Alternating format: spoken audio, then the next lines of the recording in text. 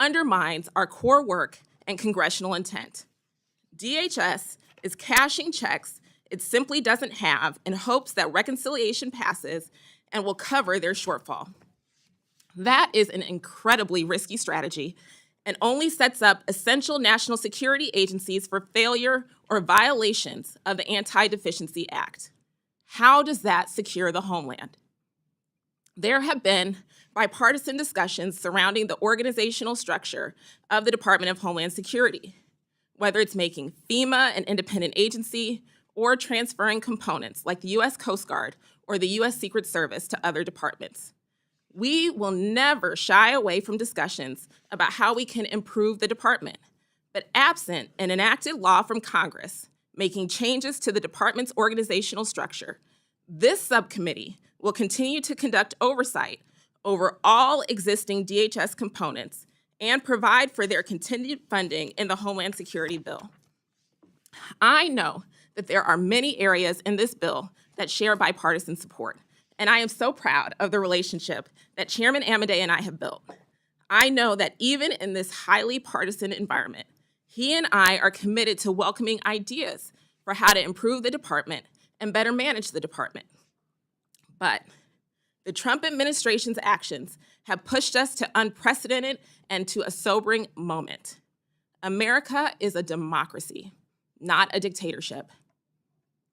In a democracy, we are organized around the rule of law, and those laws are based on a core set of constitutional rights. You may be familiar with the Bill of Rights. It includes the Fourth Amendment, which forbids unreasonable searches and seizures, the Fifth Amendment, which guarantees the right to due process, and the Sixth Amendment, which protects the right to a fair trial and legal counsel. As we endeavor to secure the homeland, we must continue to protect and defend the Constitution of the United States.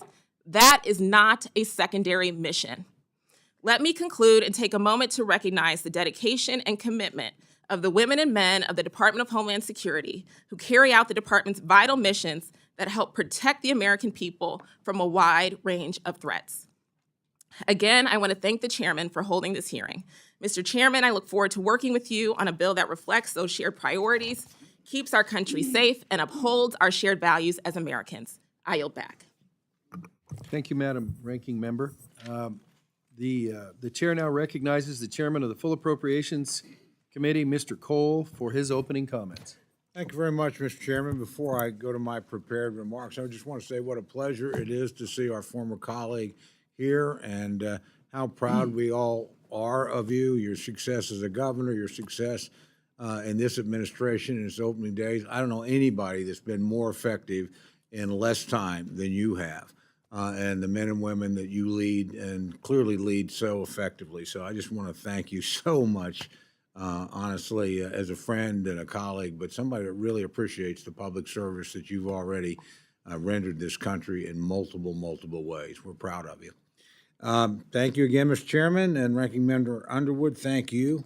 Madam Secretary, we really appreciate you being here today. Let me begin by commending the brave men and women of this department who stand on the front lines each day to protect the homeland. Under new leadership, they've been empowered to fully carry out that fundamental duty.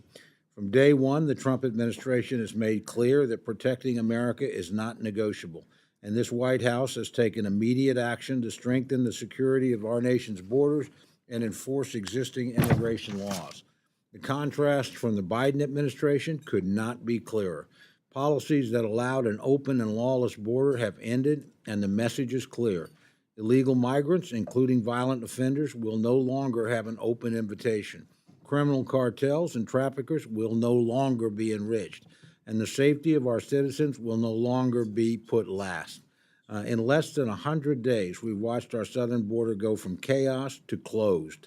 The decisive actions and common sense measures of the Trump administration have led to an historic turnaround, driving illegal crossings to record lows and ensuring removal of dangerous criminals. President Trump and his cabinet, particularly you, Madam Secretary, have delivered on the promise to have the most secure border in modern American history, and our nation is safer as a result. It's imperative that investments for effective border security enforcement are strong, and I'm dedicated to working with the members on this committee and across the Capitol to ensure the department is properly resourced. Secondly, I appreciate that the DHS mission doesn't end here. Living in Tornado Alley, Oklahomans are no strangers to devastation caused by natural disasters. Even now, a slow-moving storm and record-breaking rainfall is responsible for significant flooding in my state that's already resulted in the loss of life and a state of emergency declaration by our governor. When state and local resources are exhausted, we do rely on FEMA to bring additional capabilities that save residents, remove debris, and help our fellow citizens rebuild. This isn't a partisan issue. It's one that concerns states regardless of politics. I look forward to a discussion on ways to reform FEMA and improve federal emergency response capability while eliminating inefficiencies and wasteful spending.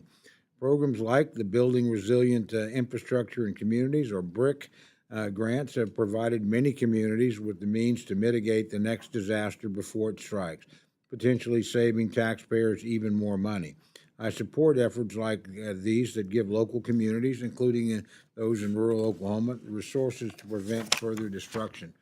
Madam Secretary, I know we're both committed to ensuring a safer and stronger communities across our nation. And thank you again for being here today. I look forward to your testimony. More importantly, just thank you for the job you're doing for the American people.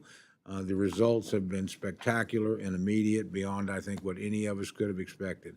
And that's in no small measure to the manner in which you've led. So we're grateful for your service. With that, Mr. Chairman, I yield back.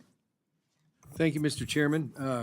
The chair wishes to put on the record that I have received no requests from anybody in the administration, the minority, or the majority that I do an opening statement. Accordingly, I will not be doing one. Not unusual. Madam Secretary, without objection, your full written statement will be entered into the record. With that in mind, we would ask you to summarize your opening statement to within 5 minutes. But, gentlelady from South Dakota, the floor is yours. Well, thank you, Mr. Chairman, and thank you, Ranking Member Underwood, and members of this committee for giving me the honor of being before you today. As a former colleague of the House of Representatives, I recognize the important role that you play in oversight over the federal government and our agencies, and I'm grateful for the chance to come here and talk about all of the good work that the Department of Homeland Security has done, the employees and the people who walk alongside us each and every day to follow through on what President Trump has committed to the American people, and that is to make America safe again. Today, I'm very proud of the accomplishments that we've tackled, and we've delivered the most secure border in American history. At the southern border, we have obtained near total control with daily encounters now, down over 93% since President Trump took office. March saw the lowest number of border encounters in recorded history in the history of the United States of America at just under 7,200. That means that there were days where we had less than 200 encounters, which again is the lowest in recorded history. Under the previous administration, U.S. Customs and Border Protection was at times encountering over 15,000 people a day, which mean efforts were diverted into processing and facilitating an invasion of our country instead of doing their jobs. This astonishing turnaround is a testament to the resolve and to the leadership of President Trump to make America safe again, and it is accomplished by the incredible work of the people of the department. The secure border has allowed the Border Patrol to zero in on cartels and their illicit activity, and President Trump has designated 6 different cartels and criminal gangs as foreign terrorist organizations. This has allowed us to use a whole-of-government approach to go after drug traffickers, human traffickers, and in March, fentanyl traffic at the border fell by 54% compared to the previous year. We are enforcing immigration laws to identify, to arrest, detain, and to remove dangerous illegal criminals out of our country. And we're prioritizing individuals that have committed crimes in our communities. Aliens are a threat to our public safety and to our national security, and especially those that are affiliated with terrorist organizations such as Tren de Aragua and MS-13. This includes those who have final orders of removal in place are a priority for this administration. We've also worked with President Trump on his America First trade agenda through the U.S. Customs and Border Patrol actions and enforcement. The Biden administration hollowed out America's industrial base, and they shipped our jobs overseas. Well, President Trump is changing all of that. His actions are proving that tariffs are an effective negotiating tool to address trade imbalances. And in fact, companies are reshoring jobs here in America every single day. The Department of Homeland Security is reforming and rethinking federal improvement in our involvement in emergency response and management as well. President Trump recently announced new members to the FEMA Review Council, which I will co-chair with the Secretary of Defense. Now, this council is charged with fixing a broken system, and it is a system that will, when fixed, return power to state emergency management directors to make America safe again. And we're also taking steps to defend the nation's transportation systems, which are vulnerable to targets and attacks. The Transportation Security Administration is responsible for ensuring the security of all of those that travel. In a single day, there are over 45,000 flights and nearly 2.9 people travel on our airlines and our passengers in the United States. We're fulfilling our obligation to enforce and to launch Real ID in order to follow federal law that was enacted nearly 20 years ago. Validated IDs will secure travel, safeguard our elections, and make sure that we never experience and work to prevent a 9/11 attack again. As technology advances, so do the threats to our nation, and that's why cybersecurity is so crucial to our future. Countries like Communist China have both the capability and the intent to infiltrate and to potentially disrupt our critical infrastructure systems. The Homeland Security Department is responsible for 10 of the 16 different critical infrastructures. And despite these threats, the Biden administration instead used CISA to play politics and to police speech. Under President Trump, we've been working to get CISA back on mission and to make sure that they're focused on cybersecurity. Now, the Coast Guard is the only branch of our military and our U.S. Armed Forces that is under the umbrella of the Department of Homeland Security, and it has many different missions with specialized needs going forward. As we secure our southern border, the cartels have shifted their activities to our maritime borders, and the Coast Guard has already surpassed fiscal year 2024 in the amount of drug interdiction numbers that they have encountered, and they have also excelled at search and rescue and illegal interdiction. Since the Coast Guard is facing our greatest readiness crisis right now since World War II, we need to act to make sure they have the tools, training, and equipment that they need to be the tip of the spear in our national security response. We have a plan to reinvigorate the Coast Guard, and this is a critical component of our Homeland Security mission. Now, with Force Design 2028, which some of you may have heard about already, we will transform the Coast Guard into a more agile, capable, and a responsive force. And since I took office, one of the responsibilities that I have is reforming the Secret Service in the wake of the July 13th assassination attempt on President Trump. We have reassessed the Secret Service's needs. We've refocused recruitment away from what the Biden administration was prioritizing with DEI objectives, and instead bring people in with experience and with training that align with the agency's zero-fail mission. These accomplishments are just a portion, Mr. Chairman, of what the department has achieved in just 100 days. And with the support of this committee, we'll be able to make the department more efficient and more effective into the future. I want to thank Chairman Cole for his kind words. It has truly been one of my greatest honors to have been able to serve with him in his advocacy for the people in his district, but not just the people in his district, but the history to which he's represented the people of the United States. He's a true statesman that works across the aisle to come up with solutions. I'm so grateful for all of you, but I'm grateful for the people that work every day in the Department of Homeland Security. They are examples of bravery and dedication, patriotism, and perseverance. It's our responsibility to give them the resources that they need to meet the challenges of the day, to give them the training and equipment that they rely on to be successful for the American people. But we also have to remain accountable to the American taxpayer and make sure that we're spending money appropriately and where it should be spent to serve them the best. So thank you for the opportunity to be here today. And with that, Mr. Chairman, I look forward to your questions. Thank you, Madam Secretary. I'm going to hold off on my questions until the members have got done to see if some of them are duplicative. And so, Ms. Underwood, the floor is yours for questions. Thank you, Mr. Chairman. This weekend, the president made the remarkable statement that he, quote, doesn't know whether he has to uphold the Constitution. You, however, have taken a different position, both in your confirmation hearing and when you took the oath of office. You said that you were committed to complying with the Constitution. Do you still stand by that statement? Absolutely. I believe President Trump Excellent. as well. Let's start with Article 1, which gives Congress and only Congress the power of the purse. No money shall be drawn from the Treasury, but in consequence of appropriations made by law. But this administration is freezing, terminating, and even clawing back federal grants and awards that were already signed into law. These are taxpayer dollars that were appropriated by Congress for the specific purposes that we laid out. So, Secretary, let me ask you, do you believe the administration has the authority to subvert appropriations law to freeze and terminate congressional funding? The administration and the Department of Homeland Security used our authorities that we have to evaluate every grant that was in front of us and meet statutory requirements, but also to make sure that they were being spent appropriate. So, of And what course, we the did through president these is within grants his was authorities. to make sure Ma'am, that this we is went my time. forward. Thank you so much.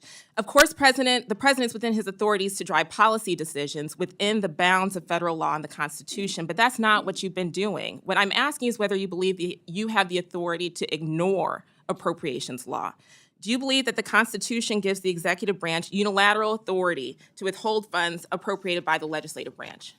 We have evaluated grants to make sure if they're being spent appropriately, and work that is underway and was authorized has continued.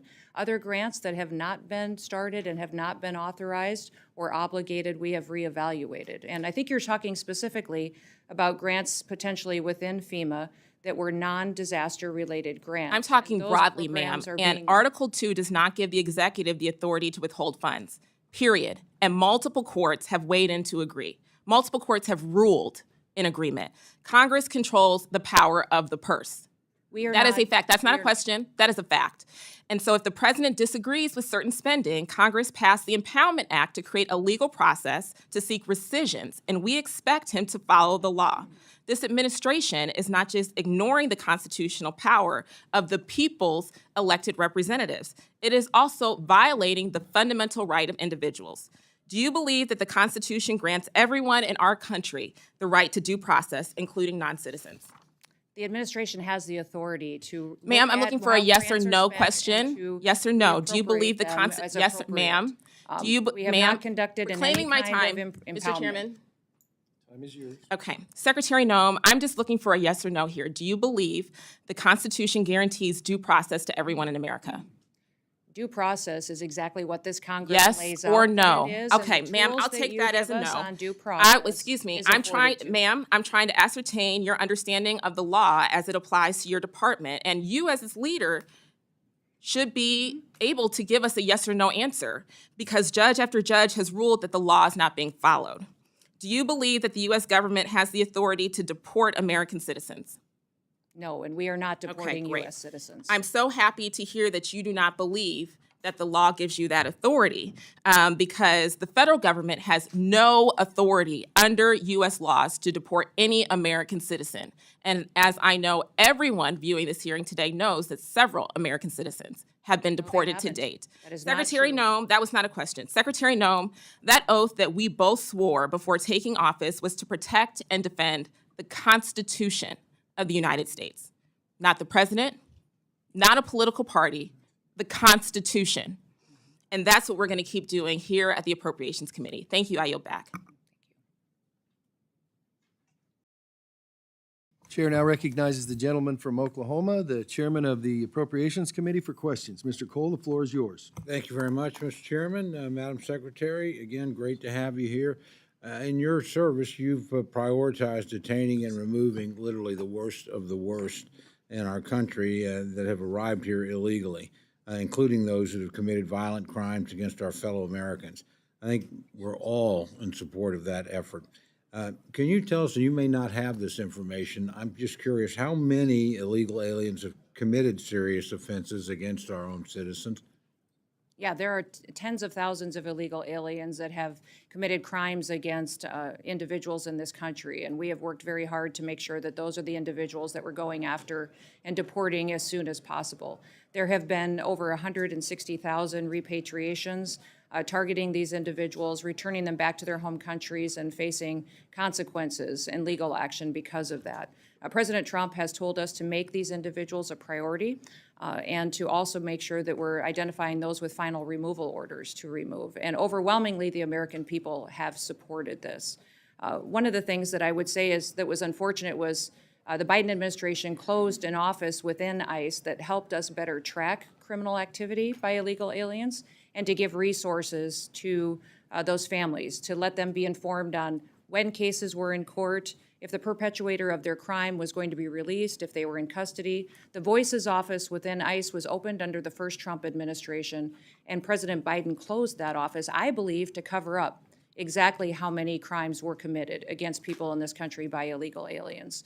We have reopened that office. We believe that that data would be helpful, and they're continuing to work with people who have been victims of illegal crimes and illegal alien activity in this country. But those data and that information, I don't think we'll ever truly know how much crime was committed and how many were committed against American citizens because the Biden administration refused to track those victims and those crimes as they were perpetuated. Well, I commend you for reopening the office. Let me, just as a quick follow-up, ask you, and again, this may be information that is not readily available, but I'm curious if we know how many illegal aliens have actually currently have final orders for removal from an immigration judge, and we just haven't had an opportunity to execute those orders.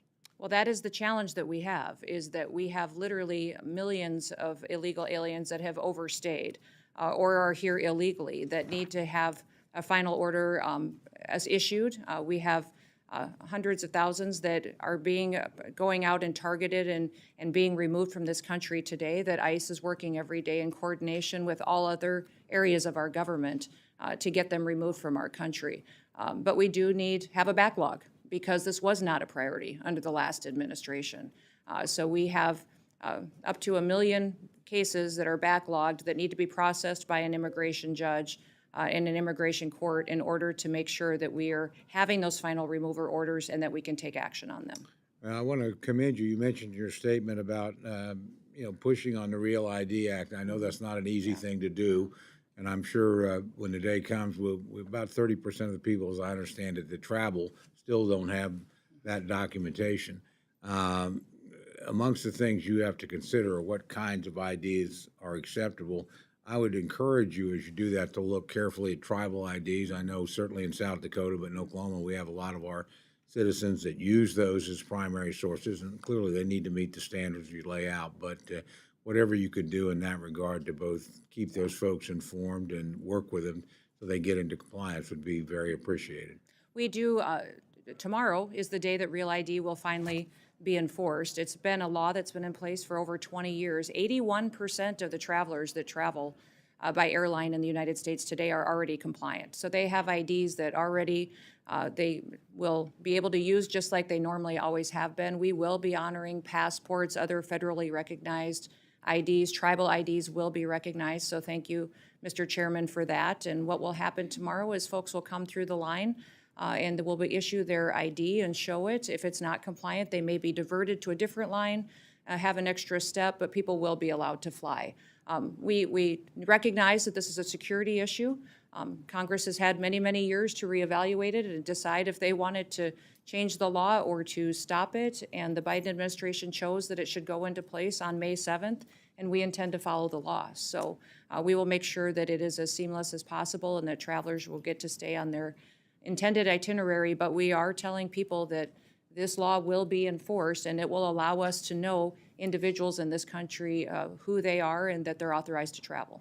Well, I'm about out of time, so I'm going to mention a quick thing and then probably submit it for the record so you have time to respond.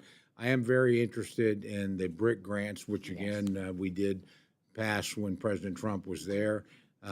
Would love to be updated as you figure out how you're going to reform those, but they have been extraordinarily valuable, I think, to communities. And like all grants, they can be used correctly or misused. I don't have any problem with evaluating things, particularly in the last frenzied days of any administration. Sometimes a lot of stuff slips through that you wish hadn't in retrospect. But please know that there's strong bipartisan support for that program, as there was when President Trump, introduced it and signed it into law back in 2018. So love to know more when you can about your plans to reform those grants, but hopefully keep them operating. You bet. Thank you. Thank you very much. Thank you, Mr. Chairman. Yield back. Thank you, Mr. Chairman. The chair now recognizes the gentleman from Texas, Mr. Cuellar. The floor is yours. Thank you, Mr. Chairman. Madam Secretary, it's good to see you. I was going to show you, but I think the rules don't allow me to show you just something because I just want to talk about basics, but hopefully we can sit down later and I can show you what I'm referring to. Want to talk about some of the basics. I live at the border, lived all my life there. Want to talk to you about river roads. I want to talk to you about Carrizo cane, technology that's needed, aerostats, and cameras that are not working in some infrastructure. Basics that are needed for border security. My area, Laredo, it's the largest inland port, bigger than LA, bigger than any other place in the country. We get 18,000 trailers a day. We're about to expand from 8 lanes to 18, plus another bridge. We got 2 of them, 2 rail bridge. So trade is very important to us. But when we talk about illegal crossings, we've been the second lowest crossing in the country, and we still are out there. I think right now, latest numbers, 30 people, maybe 40 people a day coming through my area, which is almost nothing. So thank you for that. River roads, the river roads, and I wish I could show this just to show you, but the river roads go this way. Let's say the river's here. The river roads, the roads go this way. So Border Patrol can go here, but they can't go across. So what we're asking is for river roads to follow the river itself, and I think that would be a big investment, a good investment that we need. So one is the river roads. The other thing is the Carrizo cane. The Carrizo cane, I know you got some folks from people that are very familiar, but the Carrizo cane will grow almost the size of this. And it's not good for Border Patrol. I think Tony Gonzalez and folks that are from the border understand, we ought to get rid of that Carrizo cane on our river, but get the Mexicans to do that. I'll show you the maps, and I know you've been out there, but it shows you the Carrizo cane is on both sides. If we can clear that up, get the Mexicans to do that, that will be good for Border Patrol. So river roads, Carrizo cane, technology in my area, only 1/3 of the cameras are working, and if you ask some of the other Border Patrol, they're not working. Basically, they're using the RVS, which is an old model. They're trying to get the AST towers where more better to use, or whatever technology. But this old technology is like going to a car and you fix it, and they keep coming. The same thing they're doing right now, they keep bringing folks who are coming in to fix it up.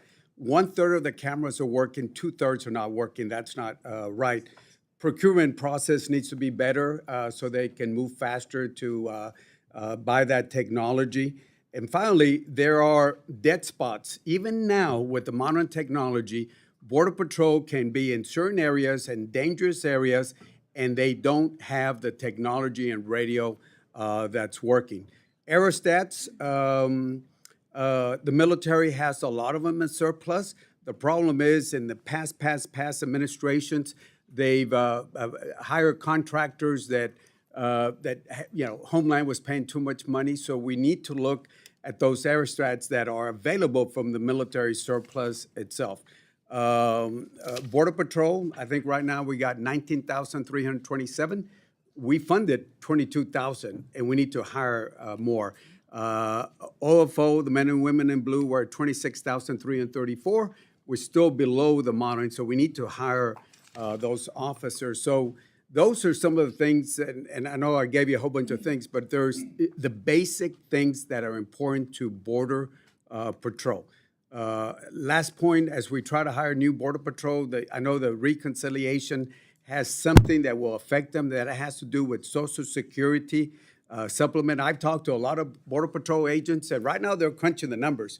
Do I retire at the age of 52 or do I have 57? What's going to happen with that supplemental? So instead of focusing on the border, they're human beings and they're focusing on that. I know that's another committee, but those are the basics that I know I don't have enough time, but I would love to follow up with you and your folks on. Absolutely. I will certainly do that, Congressman. And I want to thank you for talking about the technology needs and the investments that we need at the border in order for these agents to truly do their job and do it with excellence.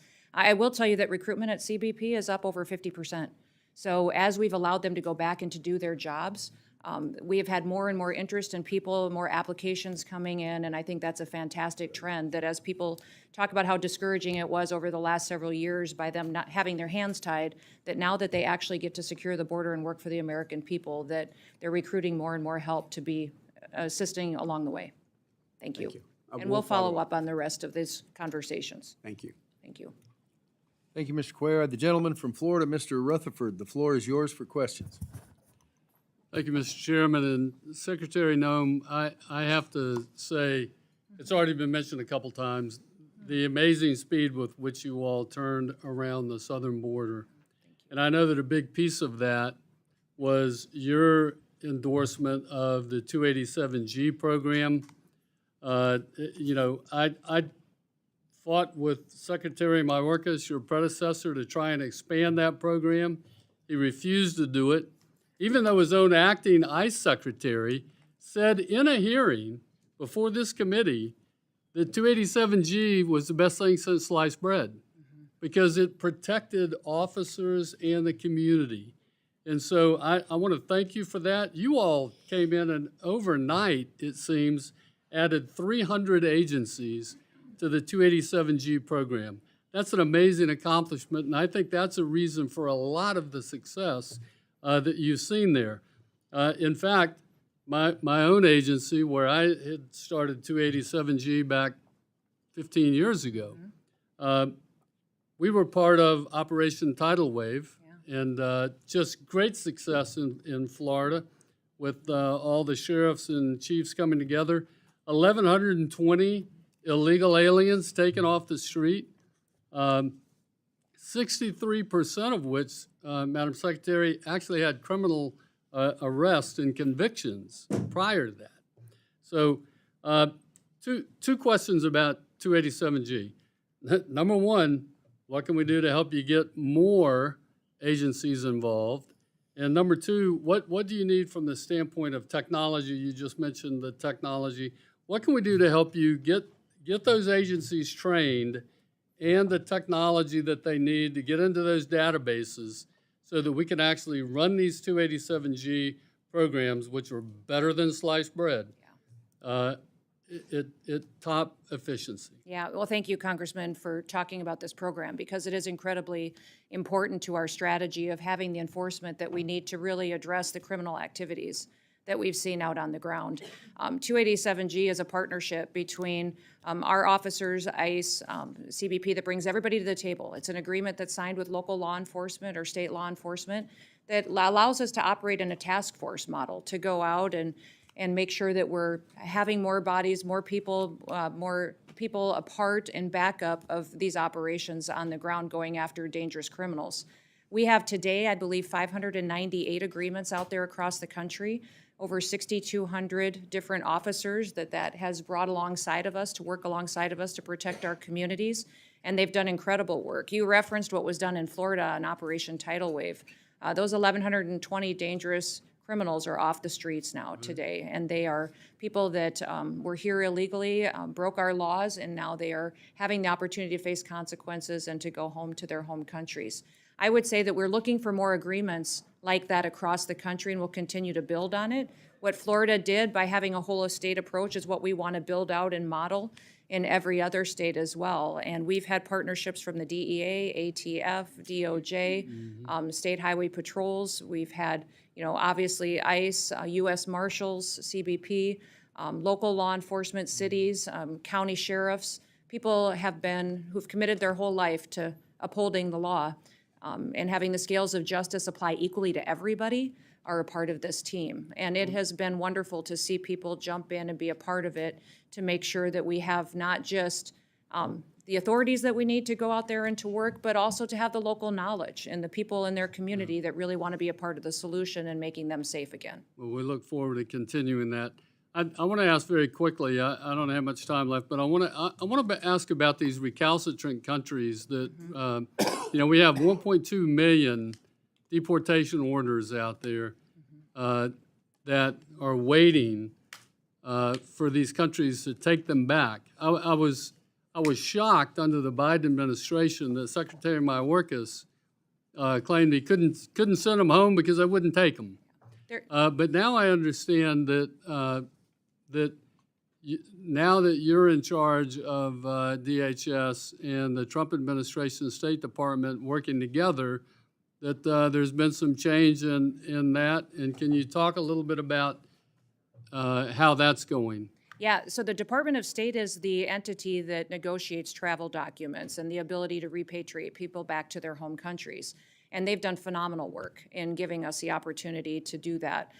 There are some countries that are still refusing to take their own citizens, and I would reiterate that every single country has a responsibility to take their citizens back. And that has always been something that has been an international common sense agreement that has existed.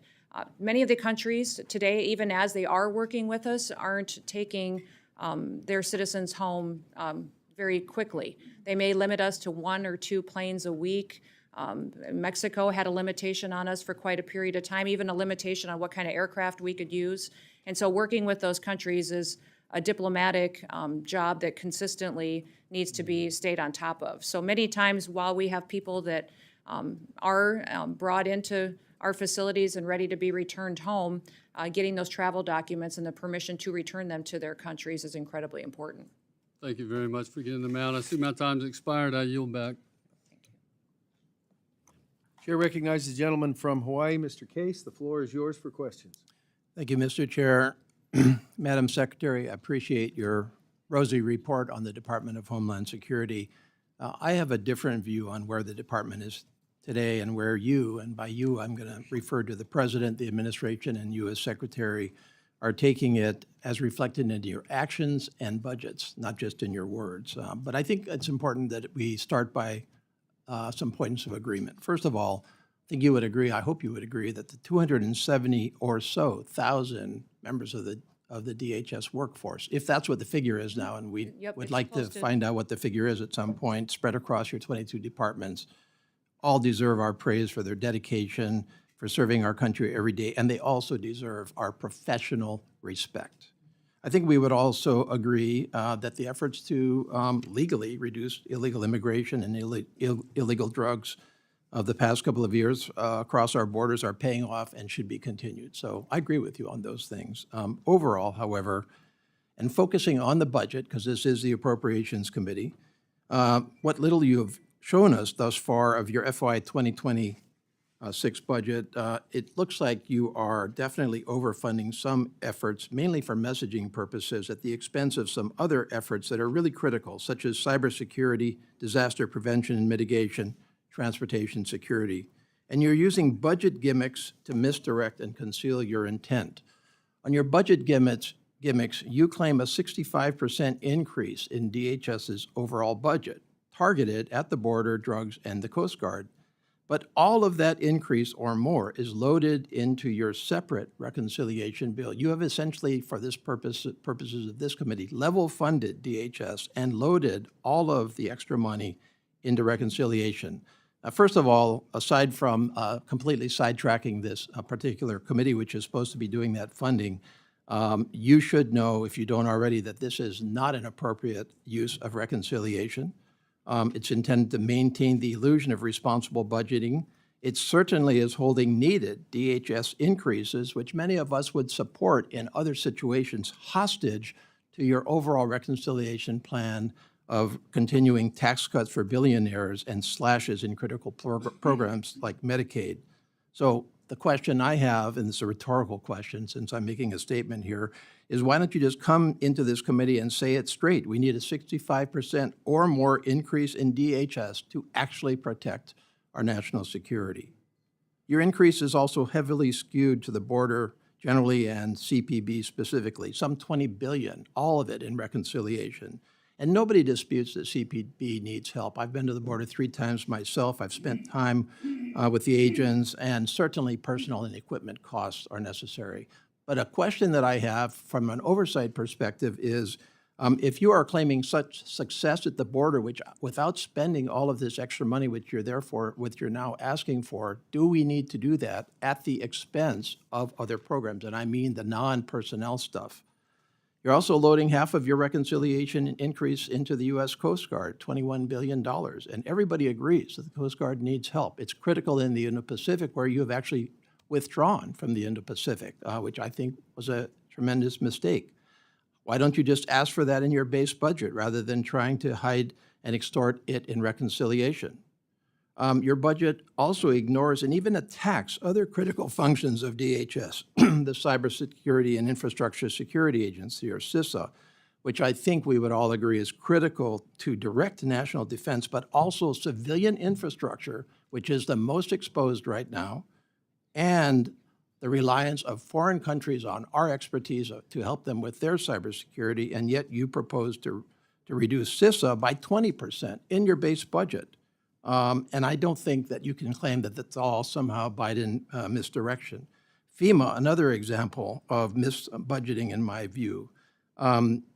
You, first of all, collectively have directed very incorrect and outright mean criticism at FEMA, which is just undeserved by FEMA. And it's time to put the political campaign behind us and acknowledge that FEMA is doing a good job.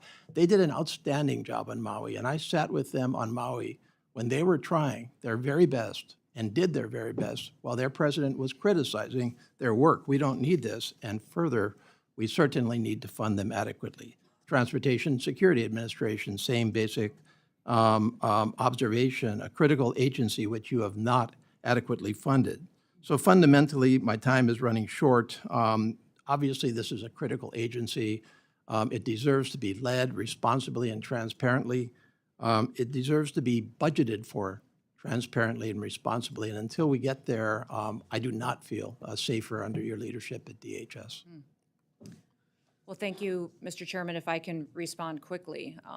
Thank you for your comments, and I'd like to respond to you. If I don't have time today, I will in writing or in answers to other questions. But we have focused on making sure that we're going forward with a Department of Homeland Security that focuses on what our mission is, and that is to secure America's homeland and do that while being accountable to taxpayers. So every single component I have, 23 different departments, we have gone back to their mission statement on what they were intended to do and put them back on mission.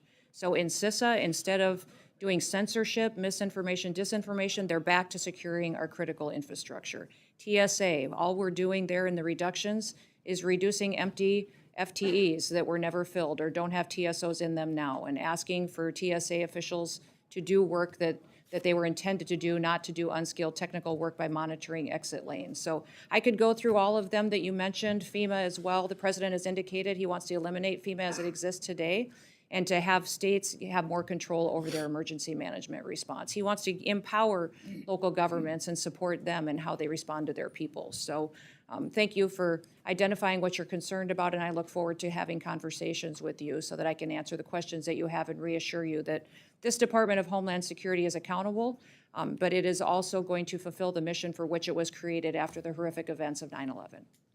Thank you. Thank you. The floor belongs to the gentleman from Washington State, Mr. Newhouse, for your questions. Well, thank you, the gentleman from Nevada and the lady from Illinois as well. Thank you, Secretary Noem, for being here with us to discuss. This is our agency, the Homeland Security. I want to focus on a couple things that I've spent a lot of time working on, and when you were in the House, you did too, and I want to thank you for that. That has to do with agricultural labor. I was very delighted to hear President Trump in early April make several, and I thought were very important comments about the agricultural labor force, as well as some of the, what would you call, hotel, entertainment kind of workers, whose current workforce certainly are lack a legal status. So I'm talking about H-2A and H-2B.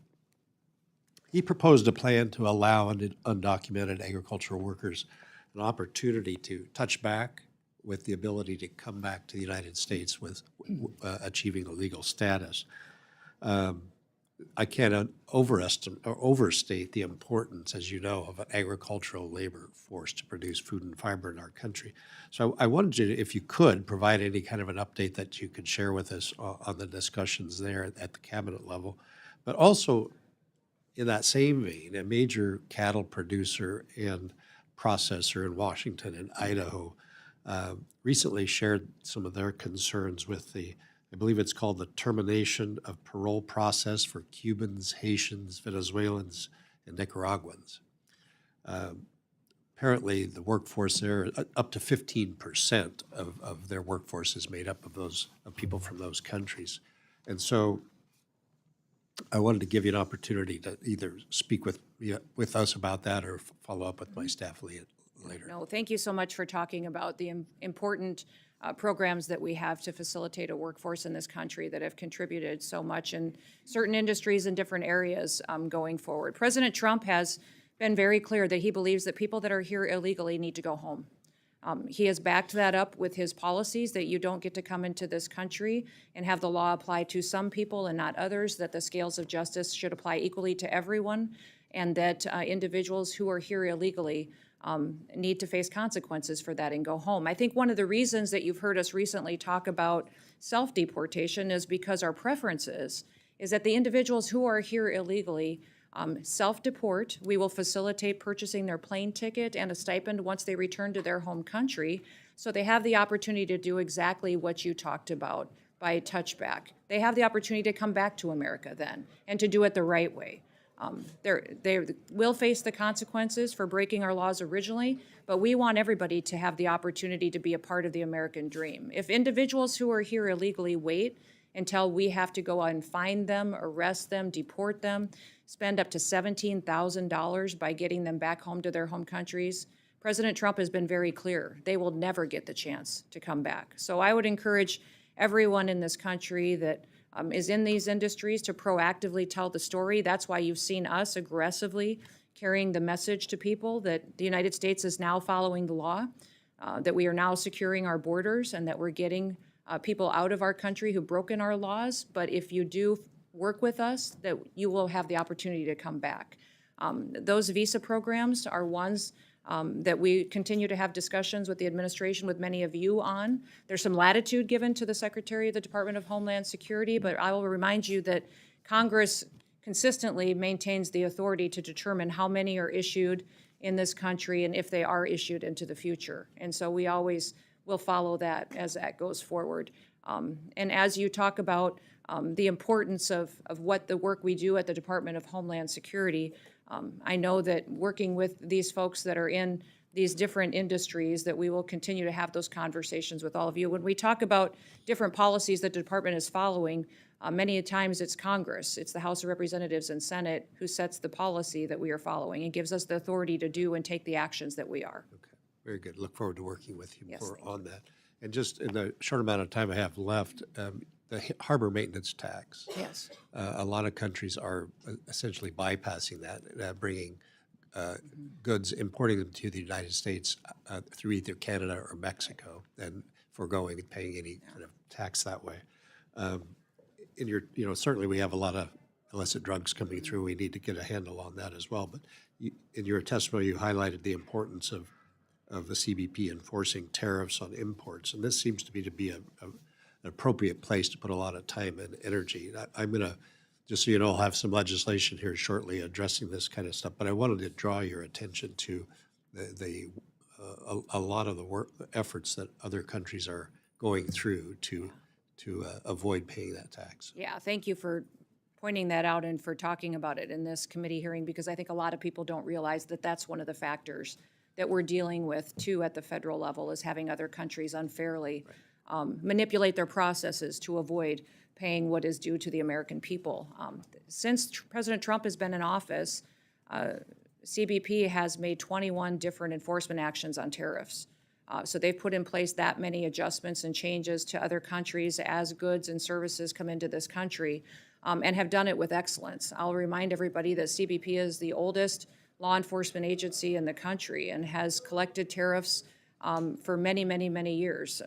And so they have adjusted and done well with President Trump negotiating with these countries to finally treat our consumers and our country fairly when we've been so mistreated in trade agreements in the past. Well, thank you. But that is a part of the discussion that the president continues to have with these other entities that have manipulated that. Very much appreciated. Thank you, Mr. Chairman. The gentlelady from Texas, the floor is yours for questions. Thank you, Mr. Chairman and Madam Ranking Member. Secretary Noem, thanks for being here. Appreciate it. I'm proud to represent my border community of El Paso, Texas. Born and raised there, third generation border resident. My kids are fourth generation. I have a lot of questions, and I've structured them in a way that they should be simple yes or no. So I'm going to ask that you please respond as simply as possible so I can get through as many of my questions as possible. My first question is, when the Department of Homeland Security makes a mistake, will you assure this committee and Congress that DHS, that you will acknowledge that mistake, take accountability for it, and rectify it, most importantly? Yes. Thank you. And I'll follow back up with that question. I want to first, one of the first topics I want to talk about is what President Trump said recently: homegrowns are next. And I'd like to enter into the record an NPR story. Homegrowns are next. Trump hopes to deport and jail U.S. citizens abroad. I was happy to hear your acknowledgement that that is not legal, but I am curious about the reconciliation bill and the appropriations requests that you will make. Will any of the funding, either through appropriations or through reconciliation, be used to execute this policy idea of Donald Trump's, which is deporting U.S. citizens abroad? We have not deported any U.S. citizens, and so that false media narrative that you've heard out there just simply isn't true. Well, what I would say. So my question, yes or no, will comes the to reconciliation or reconciliation and the appropriations dollars be that- used for that? The reconciliation dollars that we've asked for is $175 billion that will be focused and is reflected But in yes what the or no, president will it be released. used for those purposes which we are- Donald Trump acknowledged We're is going a to continue to use the policy? authorities and follow the Constitution to Okay, implement all right, policies that will make reclaiming my sure- time. I'd like to now focus on U.S. citizens who were deported.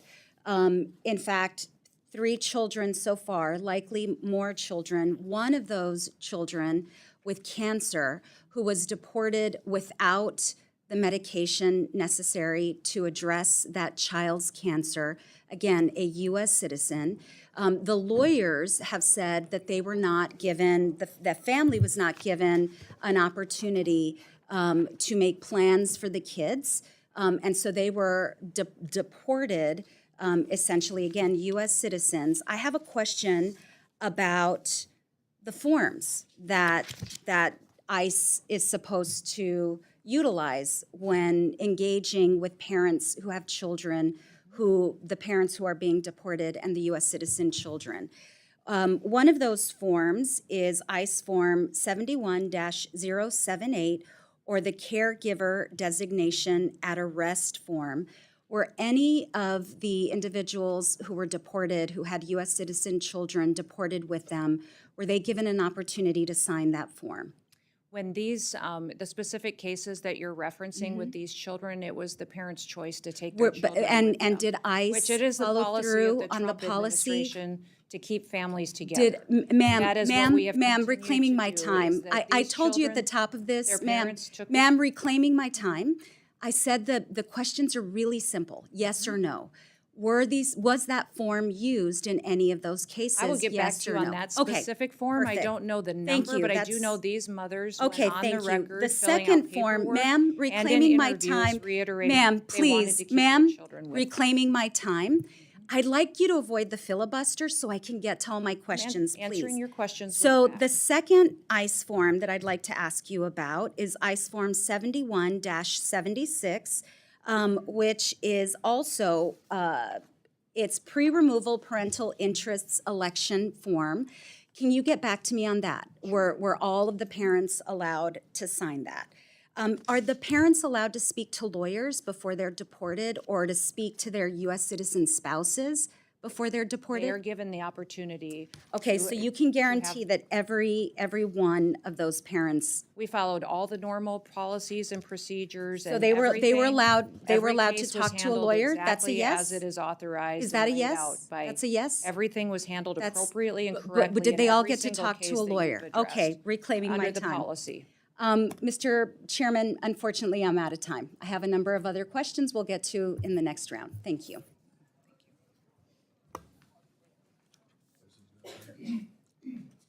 Gentleman from Arizona, Mr. Siscomani, the floor is yours. Thank you, Mr. Chairman, and thank you, Secretary Noem, for being here with us today and for your testimony and your leadership and that of all the men and women that you serve with as well in the Department of Homeland Security. Like you, I come from a border state, and though the northern and southern borders are vastly different, I know you understand firsthand the challenges that our communities at the border face, as well as the value that they bring also to our states and our region. The security that this administration has been able to deliver to our southern border is, in such a short period of time, is astounding, and so well appreciated by those who live and work in these communities. I know I hear it all the time. This is the number one feedback I get from my constituents regarding the results that we've seen from this administration, and your leadership has played a key role in that, so thank you. In the district that I represent, which is much of the Tucson sector of Border Patrol, we have historically seen high numbers of gotaways. I understand there have been around 65,000 gotaways this fiscal year. What resources or what resource investments for both technology and infrastructure are you planning to make, and how those will be reduced in numbers for the future? The gotaways, of course, are troubling. We've seen a lot of the reported numbers come down, but these gotaways, that's I know it's a key issue for you as well, and a focus.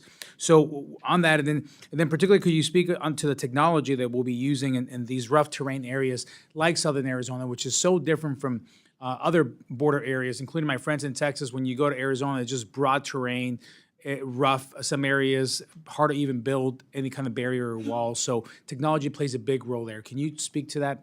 Yes, thank you so much for talking about the fact that as we've secured our border and as we've addressed the challenges and in the areas of the southern border and northern border where we saw a lot of folks crossing illegally, and we've put more resources in those areas or what was necessary to really follow our federal law and keep American people safe.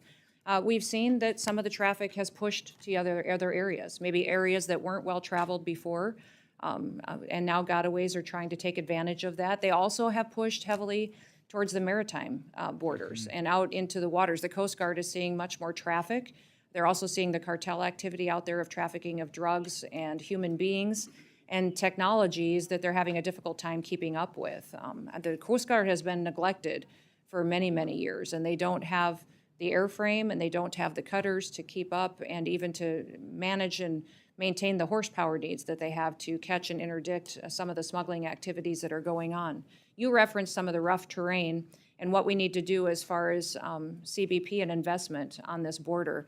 Frankly, we're going to use the latest and greatest technology that would be available to us as far as surveillance equipment, cameras, satellite images when possible, and also the Aerostar, like Congressman Cuellar was talking about, some of those technologies in areas to help those vulnerable areas have more eyesight to truly know what is crossing there so that we can interdict it before it comes into our country. I would talk exclusively, too, about how we've been able to diplomatically work with the country of Mexico.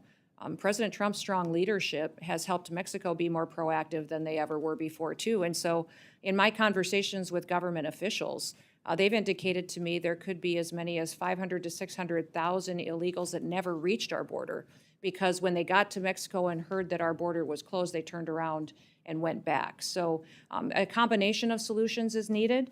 You absolutely have to have a president that cares about keeping us safe. We now have that in President Trump, but also making sure that we have the people and the equipment necessary for CBP and for ICE to do their job, but then the technology which you referenced, which is needed. We have scanners that we need at ports of entry so that we can scan our shipments, our rail, and even our air freight. Much of that, we don't necessarily know what's coming in containers and small packages. Those technologies are critically important, and why you see a request in increase in funding to address those challenges that simply were neglected for too long under the Biden administration. Excellent. Thank you so much for that. You know, you mentioned the diplomatic conversations as well. I think that's something that doesn't get enough attention of the power of strong leadership in the White House now and the reaction of not only Mexico, but the rest of Latin America on this. I think that's key, and we want to partner with Mexico and other countries on this. With the little time that I have left, do you mind just speaking of the morale of the agents and your efforts on recruiting and retention? I think that goes hand in hand with the technology piece as well. Yeah, the morale of the Department of Homeland Security agencies and departments and the employees that work there is fantastic. We have incredible numbers in recruitment, people who want to be a part of the agency that are signing up and submitting applications. I referenced earlier that CBP has over 50%, I believe it's 54% increase in recruitment. ICE as well, maintaining and excelling at its recruitment efforts and getting officers and people who want to be a part of the team or coming out of retirement. We have the Coast Guard is at 108% increase of its recruitment. People that understand the mission and they want to be a part of the many different skill sets that the Coast Guard can bring to partnering with our military departments, but also going out there and helping at the border and continuing on with their search and rescue mission. And then you look at the Secret Service, because of the recruitment efforts that we've had in putting those agents back on focusing, hiring expertise, hiring experience, instead of DEI programs, the Secret Service recruitment is up almost 200%. The applications we've gotten have been fantastic by telling our story and that they can be a part of an agency that protects the most powerful in the world. It truly has been inspirational. So I believe that some of the narrative that the Democrats have used to attack the Department of Homeland Security just simply isn't true. The people that are wanting to come and work for us are inspirational and they're true Americans. Thank you for that. Chairman, I yield back. Gentleman from Texas, Mr. Gonzalez, the floor is yours for questions. Thank you, Chairman, and thank you, Madam Secretary, for being here. I hope you know how committed this committee is to working alongside you and the President to get this done. I mean, here we have the chairman of the full committee sitting throughout the entire duration. So this is just the first of many things. I want to thank you for making your first official trip as secretary. You went to the border, right? You went to Del Rio in my district, and you saw it firsthand. You're not new to this as governor. You were very active along that. So on that note, I want to get your opinion on states being reimbursed for some of the fundings, particularly Texas. What are your thoughts on Texas being reimbursed for some of the funding that we've had to pay for this? Yeah, it's been incredible, the partnership that Texas has put together with the federal government and how they stepped up so many times when the Biden administration did not secure our border. Texas filled the gap. And when I was governor, I deployed my National Guard there to facilitate and help as well as did other governors in the country, and did what we could to get by until we had a new president that truly cared about keeping America safe. There have not been any decided decisions on reimbursing states, but I know many of the governors have asked for it, and we've appreciated their help. And so that's an ongoing conversation with every new agreement or new ask we have of states. If we're asking them to commit to the 287G program, seeing what we can do to help meet their financial needs is incredibly important. If it's asking the National Guard to step up or even past spending that they've incurred, I know that President Trump is appreciative of the efforts and the partnerships and wants to continue those conversations. Yeah, representing nearly half of the southern border, we've been ground zero for it. And Texas, but it's not just Texas. I mean, you mentioned your home state. Everyone has really pitched in a big way, and it's not fair. For the last 4 years, a lot of our states have been on our own and had to pay out of pocket. I think it's a great opportunity for the federal government to reimburse some of these states. I'm certainly committed to making sure Texas gets reimbursed for some of the funding we've done along the border. I'll tell you what, it was very difficult to get anything out of your predecessor every time he came before this committee, other than lying to us and saying the border was secured when we know it wasn't. One thing that we did get out, last year I submitted a letter to the ICE director asking him how many convicted criminal illegal aliens were in our country, and this is what I got back. This is literally part of his response. Your letter requested the number of non-citizens on ICE's docket convicted or charged with a crime. As of July 21st, 2024, there were 662,566 non-citizens with criminal histories on ICE's national docket. That was nearly a year ago. Do you by chance have any updated numbers on how many convicted criminal aliens we still have loose in the country? We believe we have more than that and are continuing to do an assessment. And of course, every day we continue to see crimes in this country that are perpetuated by individuals that we didn't necessarily know that we are here. What I will tell you is that the president, under his leadership, has already arrested and is prosecuting and held accountable over 250 known terrorists, people who are on the known terrorist watch list. We have over 65,000 individuals that just ICE alone has arrested that are criminal aliens that are being held accountable for their crimes in their communities. We also talk extensively about different governors that we've been able to work with. Many of them have people within their facilities that have committed crimes that they've been arrested, and they're holding and detaining them.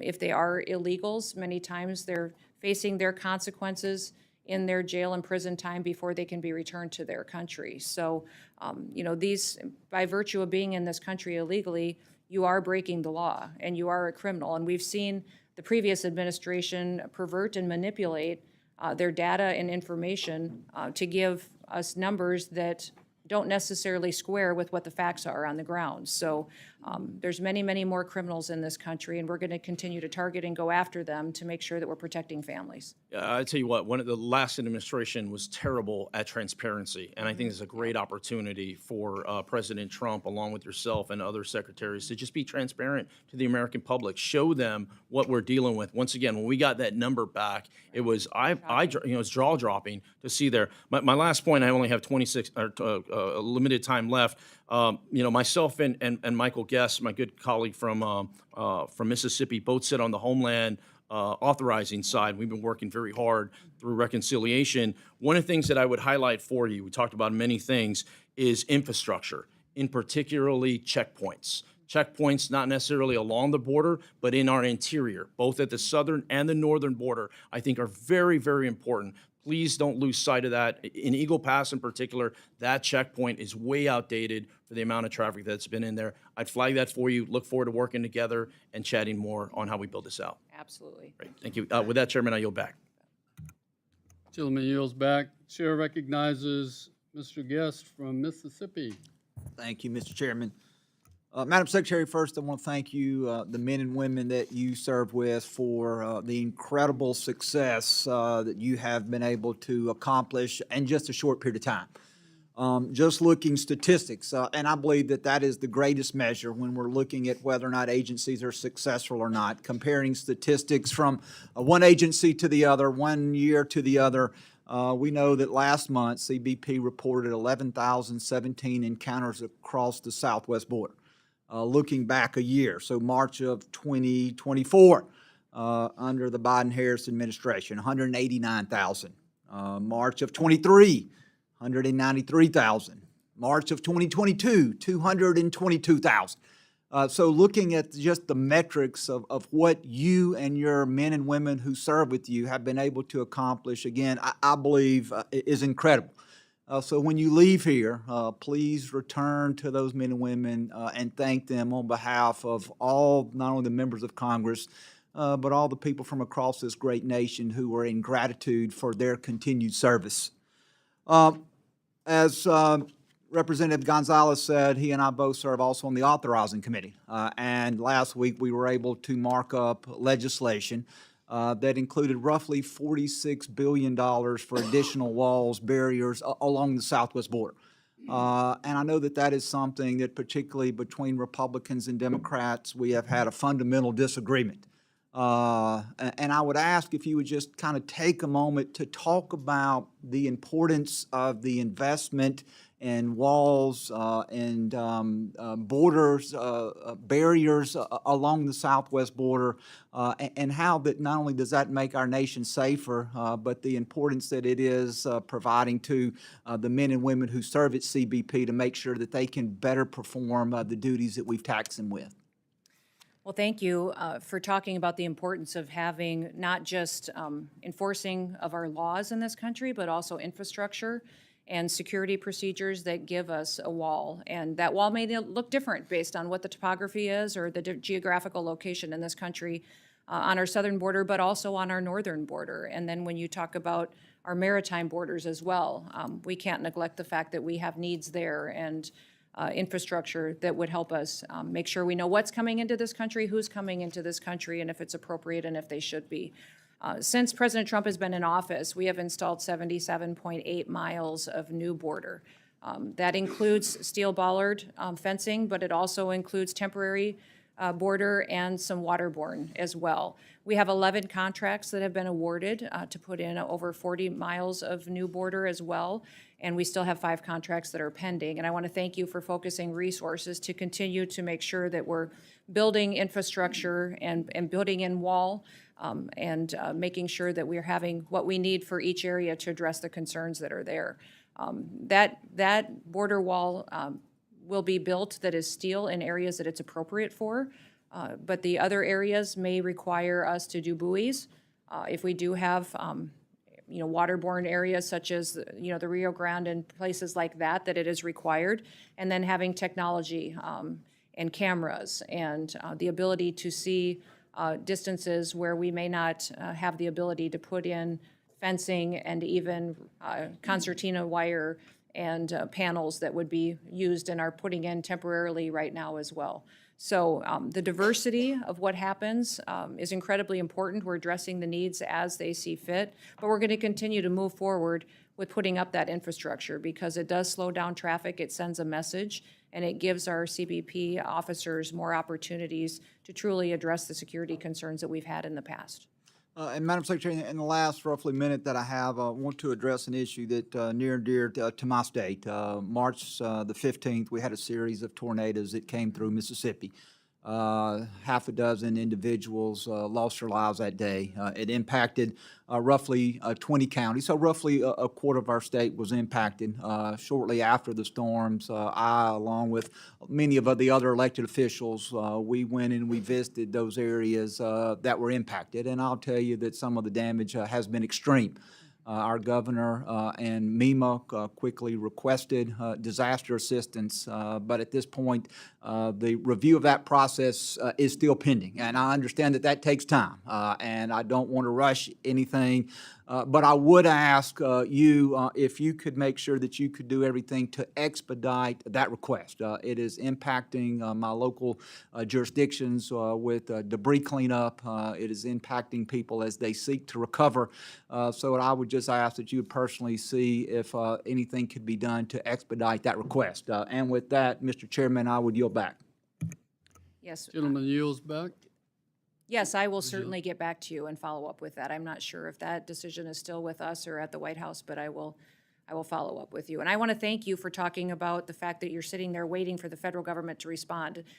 President Trump's heart is with the American people and recognizes they don't deserve that. If we had the ability to give resources to a state so they could respond in a more timely manner and do a better job than where the federal government has failed, it would be entirely appropriate. So thank you for that, and I'll follow up with you. Thank you, Madam Secretary. The chair now recognizes the gentlelady from Iowa, Mrs. Henson. Thank you, Mr. Chairman. Good morning, Madam Secretary. Thank you so much for joining us. Really appreciate your commitment to getting Homeland Security back to mission. You know, we saw such a straying from that in the previous administration, and President Trump's border security promises were really delivered on day one and continue to be executed on. So I just want to say thank you for that. Under your leadership, those illegal encounters at our southern border are dropping to historic lows. Our immigration laws are finally being enforced. The border wall is back under construction. DHS is finally working again on protecting the homeland. No new laws, but we have a new president and a new secretary, so I want to say thank you. Last year, before this committee, Secretary Mayorkas at the time came before us pushing the Biden administration's $4.7 billion Southwest Border Contingency Fund. All that really was a slush fund, we know, designed to bypass Congress and bankroll those failed policies and sanctuary cities doing their bidding. He claimed it was to manage surges, but those surges were of their own doing, sending a clear signal to illegal immigrants, the traffickers, the cartels, that our border was open for business for them. That wasn't enforcement. that was actual chaos at our southern border by the taxpayers' dime. So I see that as just one of the many blatant attempts for Secretary Mayorkas at the time and President Biden to misuse those taxpayer dollars intentionally without accountability. But again, under President Trump and your leadership, we have reversed course there. Programs like the Shelter and Services Program that enabled that abuse have been gutted, and their funding is now going to real border enforcement. So I'd like to drill down a little bit, Madam Secretary, on the misuse of those dollars under the last administration. Can you walk us through some of the specific programs or activities under the Biden administration that enabled this crisis and how you've worked to unwind those programs? Well, it was the Shelter and Services Program, which you referenced specifically. Those dollars were taken and manipulated to facilitate illegal activity and housing for illegal aliens and criminals that were in this country, and gave them a place to set up shop and to conduct their trafficking, their drug dealing, and also their crimes against their communities that they live in. A prime example is the Roosevelt Hotel in New York City. Filled with hundreds and hundreds of illegal aliens, many of them criminals, part of foreign terrorist organizations such as TDA, and in fact, Laken Riley's killer stayed there, and paid for by the American taxpayer, courtesy of Joe Biden, and those who supported him and his leadership in this country. That's what we're working to address, is to make sure that those dollars are no longer continue to be used in such a manner, and that programs like that have been misused are used for ways that secure this country and really follow through on what the mission of the Department of Homeland Security is. And that's to keep the American homeland safe and secure and to protect our communities. We have many of the grants and different dollars that we have out there being reevaluated. We're also utilizing several different programs and working with other different cabinet secretaries to make sure that our housing programs, our food assistance programs, our shelter services programs, even programs within other agencies, that if people are illegals and that it wasn't the authority of Congress and never the determining decision by Congress to make them be people who took advantage of those programs or to have access to them, that was ended. That no longer was this president going to allow money to be diverted different than what was authorized to be utilized to facilitate people who are in this country illegally and breaking our laws. And you mentioned the number on the terror watch list already held accountable, 250, and we know there are more, and I think that Americans need to understand you are doing that work to help keep us safe, apprehend these dangerous people that were just let to roam free in our country. I certainly, as a Midwest mom, like you, understand that we need to prioritize that and make sure you have the resources necessary for detention beds as well as the enforcement side. So as we work through fiscal year 26, the considerations that we need to be taking a look at and reconciliation as well, what additional authorities or potential congressional actions do you see as necessary to making sure you can execute on your mission? I would say the Department of Homeland Security is one of the largest agencies in the federal government, but has one of the smallest budgets. And it really is about when you look at what you're doing for fiscal year 26, and when you're looking at the reconciliation package, is to really determine where your priorities are, where Congress's priorities are. What is the responsibility of the federal government? What did our founders task us with as far as ensuring for the American people, and what rights did he remain with the people and with the state? And every decision that gets made here should be facilitated through that lens to make sure we're spending money appropriately.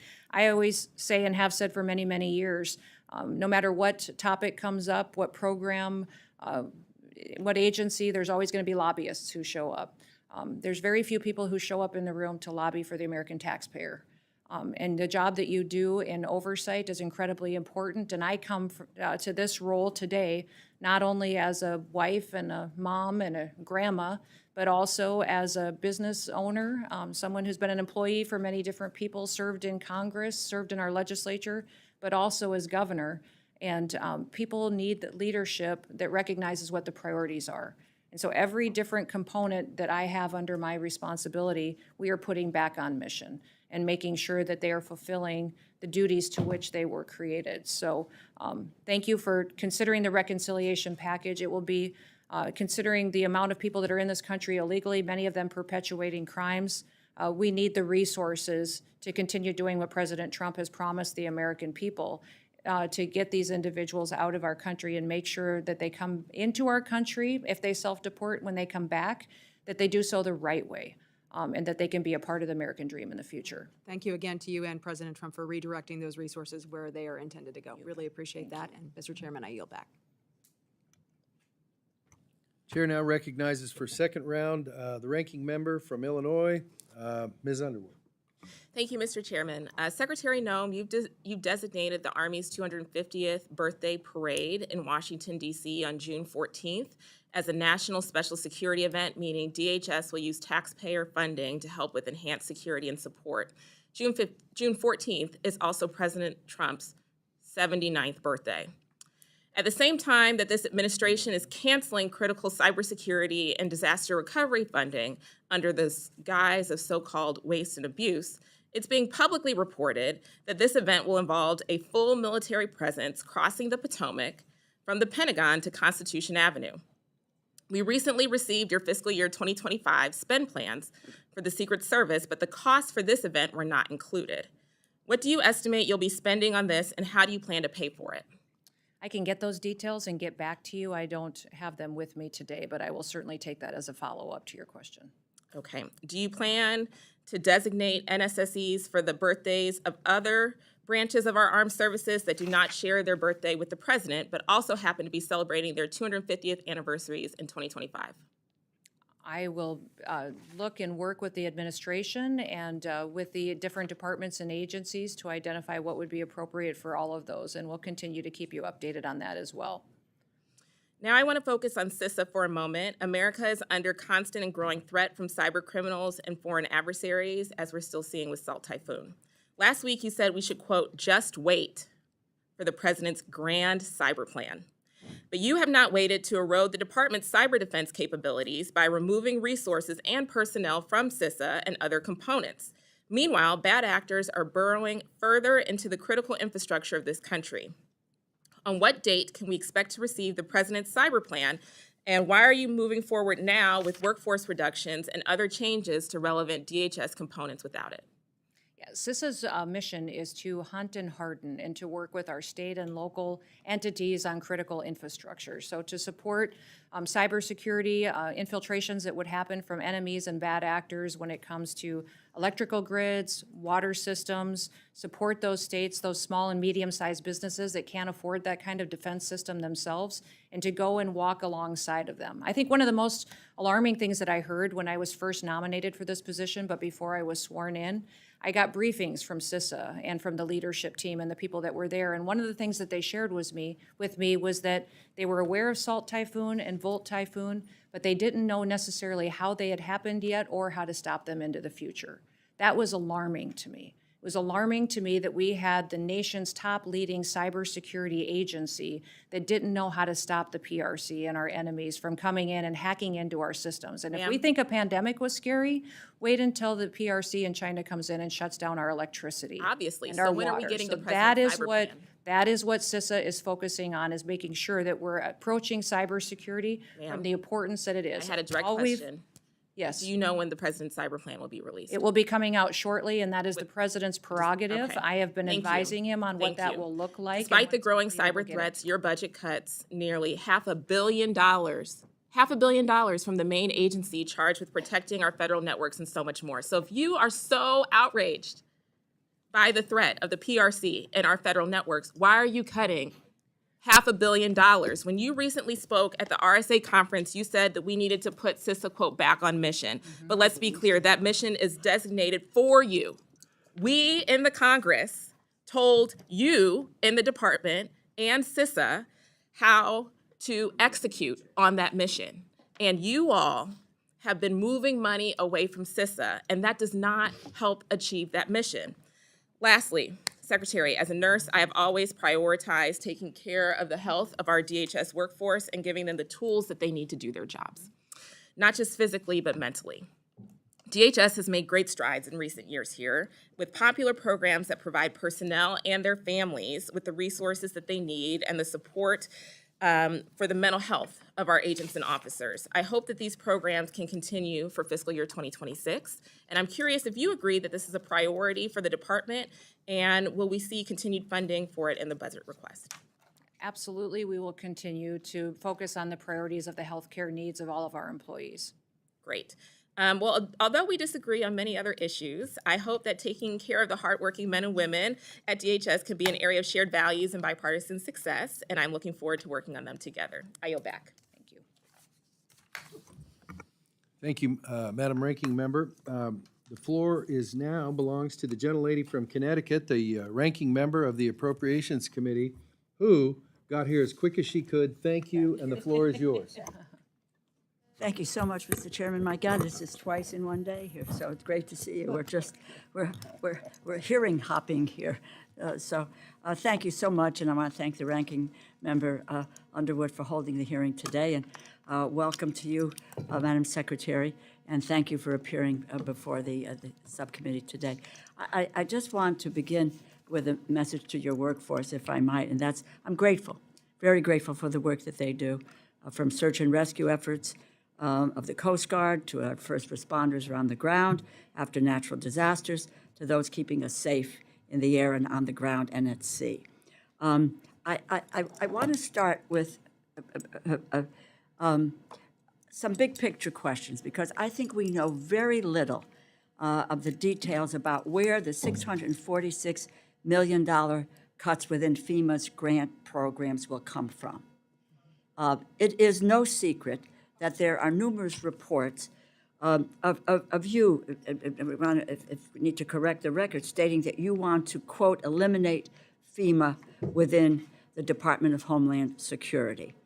I'm concerned about the direction that the administration is taking with regard to FEMA, canceling programs like BRIC, a program enacted into law by President Trump in his first term without any evidence of waste, fraud, and abuse, alongside the freezing of grants, and now 2026 budget requests targeting even more of FEMA's resources. And just right now, in terms of looking at the cancellations, the Science and Technology Directorates, Centers of Excellence, and Office of University Programs, as I mentioned, the FEMA-administered grant programs frozen virtually all grant obligations pending a review as it determines whether it will try to choke off funding for unacceptable political reasons. Resources for states and communities to respond to disasters, secure firefighting equipment, protect against terrorism, secure our ports, and much more is being held up. And as I mentioned, the cancellation of the BRIC program, funding to support hazard mitigation, reduce the toll of future disasters, save lives.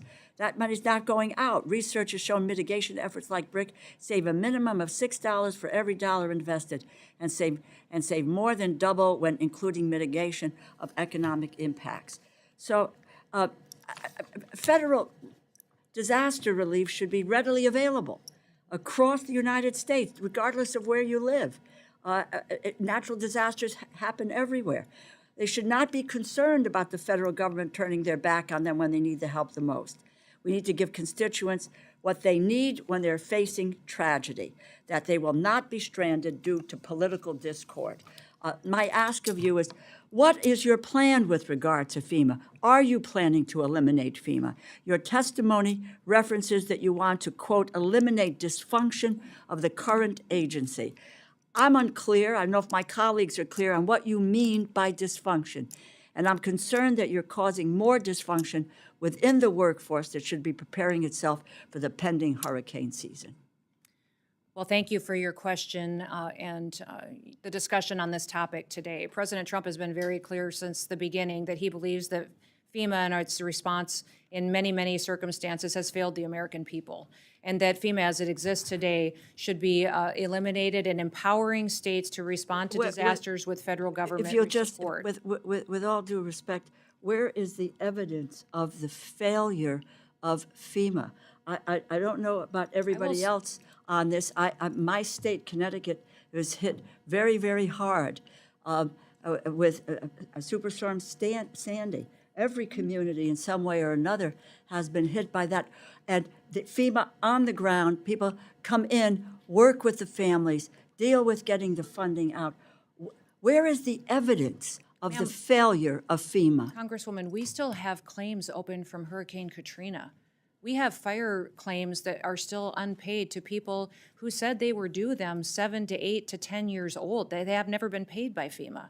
So one of the worst things that the federal government can do is to stand up in front of the American public and say, we will be there, we will walk alongside you in the most horrible time of your life, and then never follow through on it. Well, that's What the not- president has said is he's sick and tired of federal agencies that pick and choose who wins and who loses. He wants to make sure that the federal government's commitment, when it makes a commitment, that it follows through. So he's going to empower states. The federal government and is local- abdicating its commitment to the American people who It find did themselves. certainly under Joe Biden's administration. But now President Trump's going to make Let me sure just say this that to you. The communities are Office ready of for Professional disasters. Responsibility.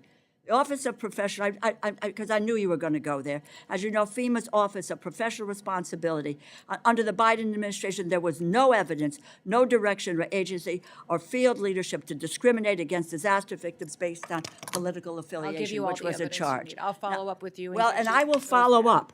I will follow up, and I follow up with my colleagues, quite frankly, and to really listen to people whose states, communities have been devastated, and what role FEMA has played. I don't know how many millions and millions of dollars went out in Louisiana. Actually, I've asked my staff to calculate that when Katrina hit, and the response was overwhelming. And the response has been overwhelming. If you want to make corrections, that's fine. We all agree with that.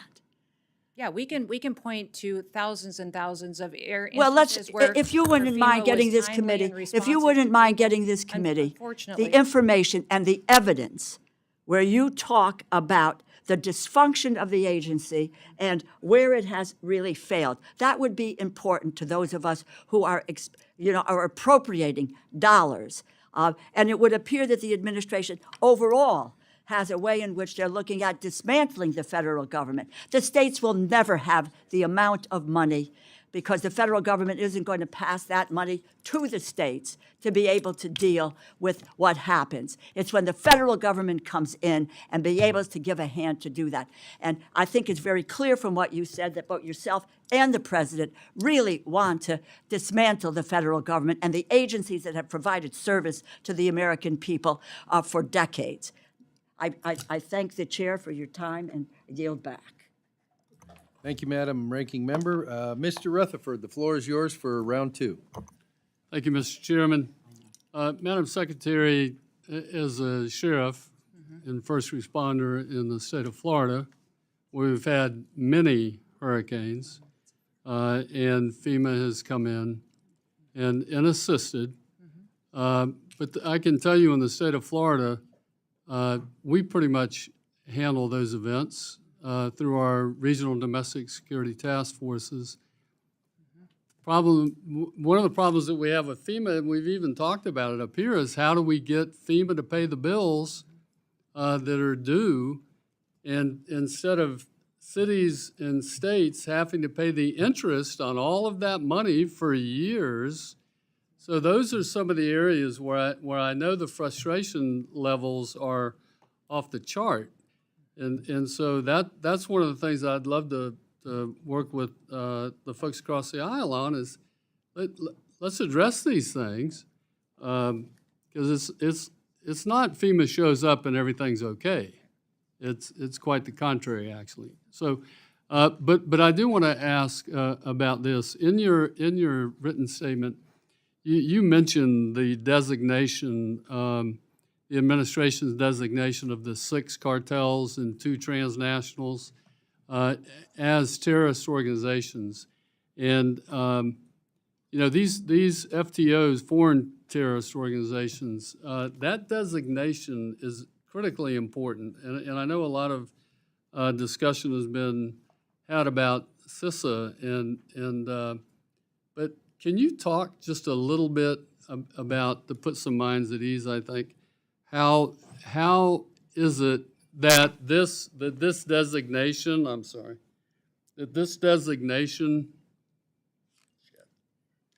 sorry about that. You're good. But how this designation actually helps with the administration being able to work, sharing information between the civilian and the military to actually go after these folks who are killing our citizens with their drugs. I think it was 23. We had over 107,000 Americans die of poisoning coming across the southern border. They're also looking to weaponize drones to be used against our law enforcement officers at the southern border. They're the ones helping to finance all of this, or were financing all this mass migration. That designation, I think, is critically important, and I don't think people appreciate it enough. Can you talk about that? Yeah, certainly, Congressman, and thank you for the question, because it is critically important what President Trump has done by defining exactly who these people are and what these organizations do and what they're trying to do to the United States of America. By designating these gangs and cartel members as foreign terrorist organizations, it allows us in a new way to partner law enforcement activities and consequences in partnership with other cabinet areas within the federal government, including the Department of Defense, all military branches underneath that, as well coordination, sharing of information, and how a whole of government approach to how we conduct enforcement operations. It also gives us an opportunity to access background information, criminal records that we need and that we can share internationally as well. And clearly, when you look at the cartels and their activity, their partnership and their facilitation of other countries and their software, their technology to launder money for the Chinese, the PRC businesses that are out there that are seeking to destroy the United States of America, that partnership that they have built over the years and the sophistication to which they operate, we have to be prepared for.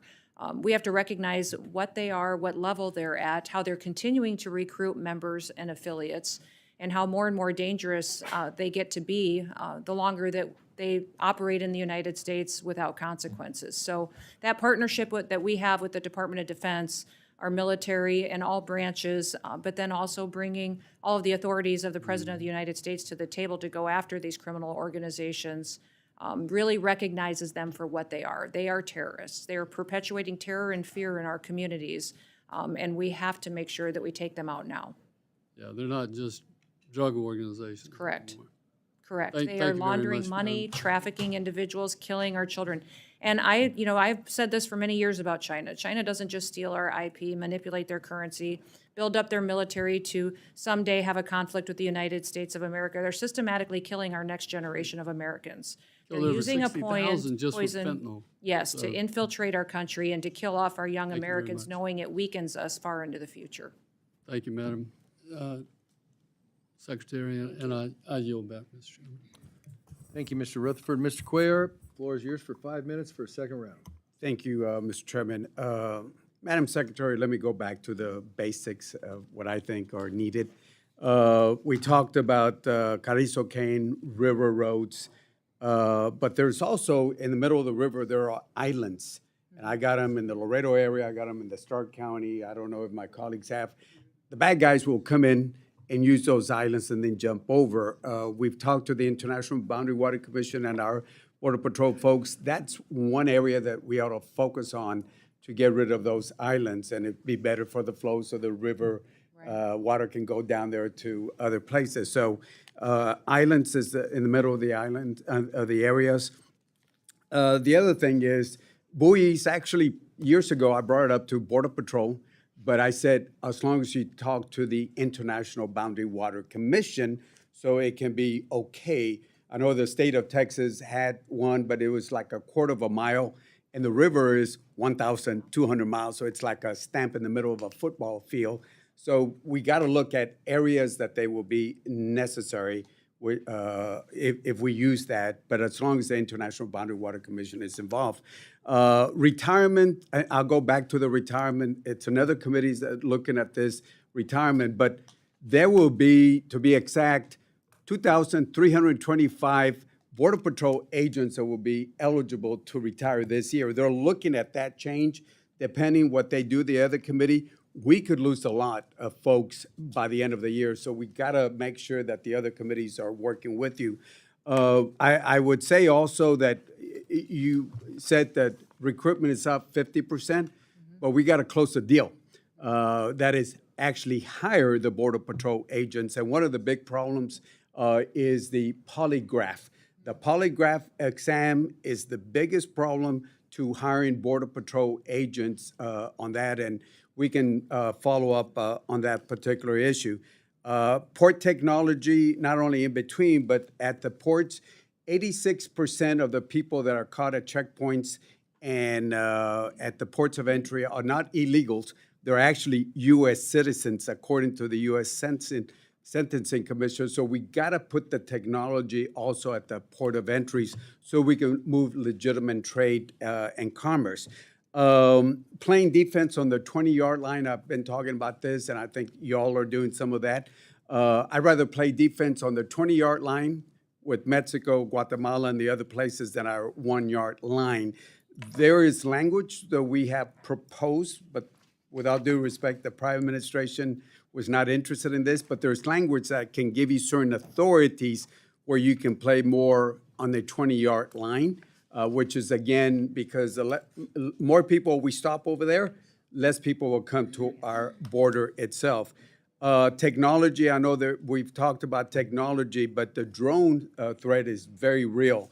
In fact, just to let you know, a couple of weeks ago, a Border Patrol drone in the Laredo sector was taken down by the cartel operators, which means that cartels now have technology that can take down law enforcement drones. And they do the surveillance. They know what we're doing. And by the time we get through our procurement process to get our drones, years are going. They don't have any procurement rules. They just go to Best Buy and buy all the Best Buys, and they just use off-the-shelf things. So, I hope we can look at that technology also. The other thing is, again, and I'm sorry, I've been communicating with the Border Patrol unions on this, that the dead zones that we talked about, it is a real problem. It is a real problem. There are areas where they can't even talk and communicate. So those dead zones are very important. Finally, I think it was brought up, the infrastructure. Let's not forget about the basic infrastructure, and I'm talking about checkpoints, Eagle Pass, Freer, Laredo, and I know we've already put $15 million they're doing a design in the Laredo one.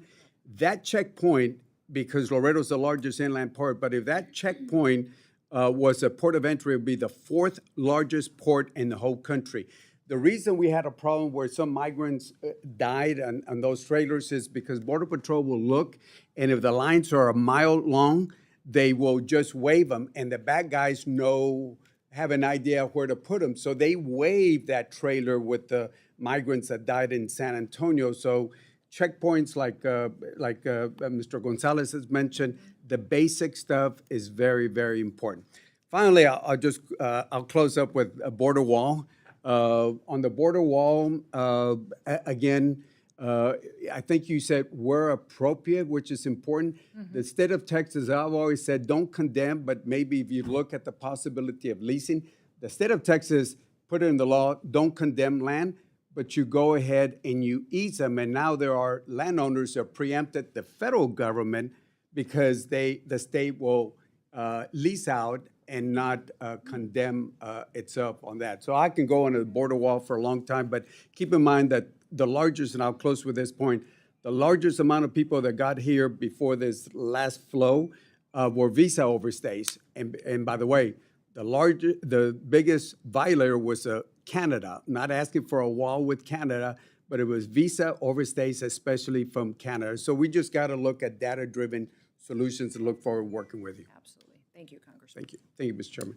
Gentleman from Washington State, Mr. Newhouse, the floor is yours. Thank you, Mr. Chairman. Before I get cut off by the gentleman from Nevada, if I talk too long, I will. No, I just wanted to extend an invitation to you, Madam Secretary, to come out to my district to visit the Spokane border sector as well as the Orville station and also inland Washington. But we have a Coast Guard navigation team in Kennewick, so Fantastic. as sharing border states, it would be a good thing for you to see. I just wanted to say one thing. The recent skinny budget proposed notable cuts to CISA, as you've heard many of my colleagues mention several times. I just wanted to mention that last summer, and in March, I believe, CISA provided some farmers and ranchers in my district a briefing and training on protecting food from farm to table with cybersecurity and protective emphasis workshop. And I just wanted to encourage you to look at that. I think it was very well received, and I think it would be a good thing for a program to continue using. Let me ask about sanctuary jurisdictions.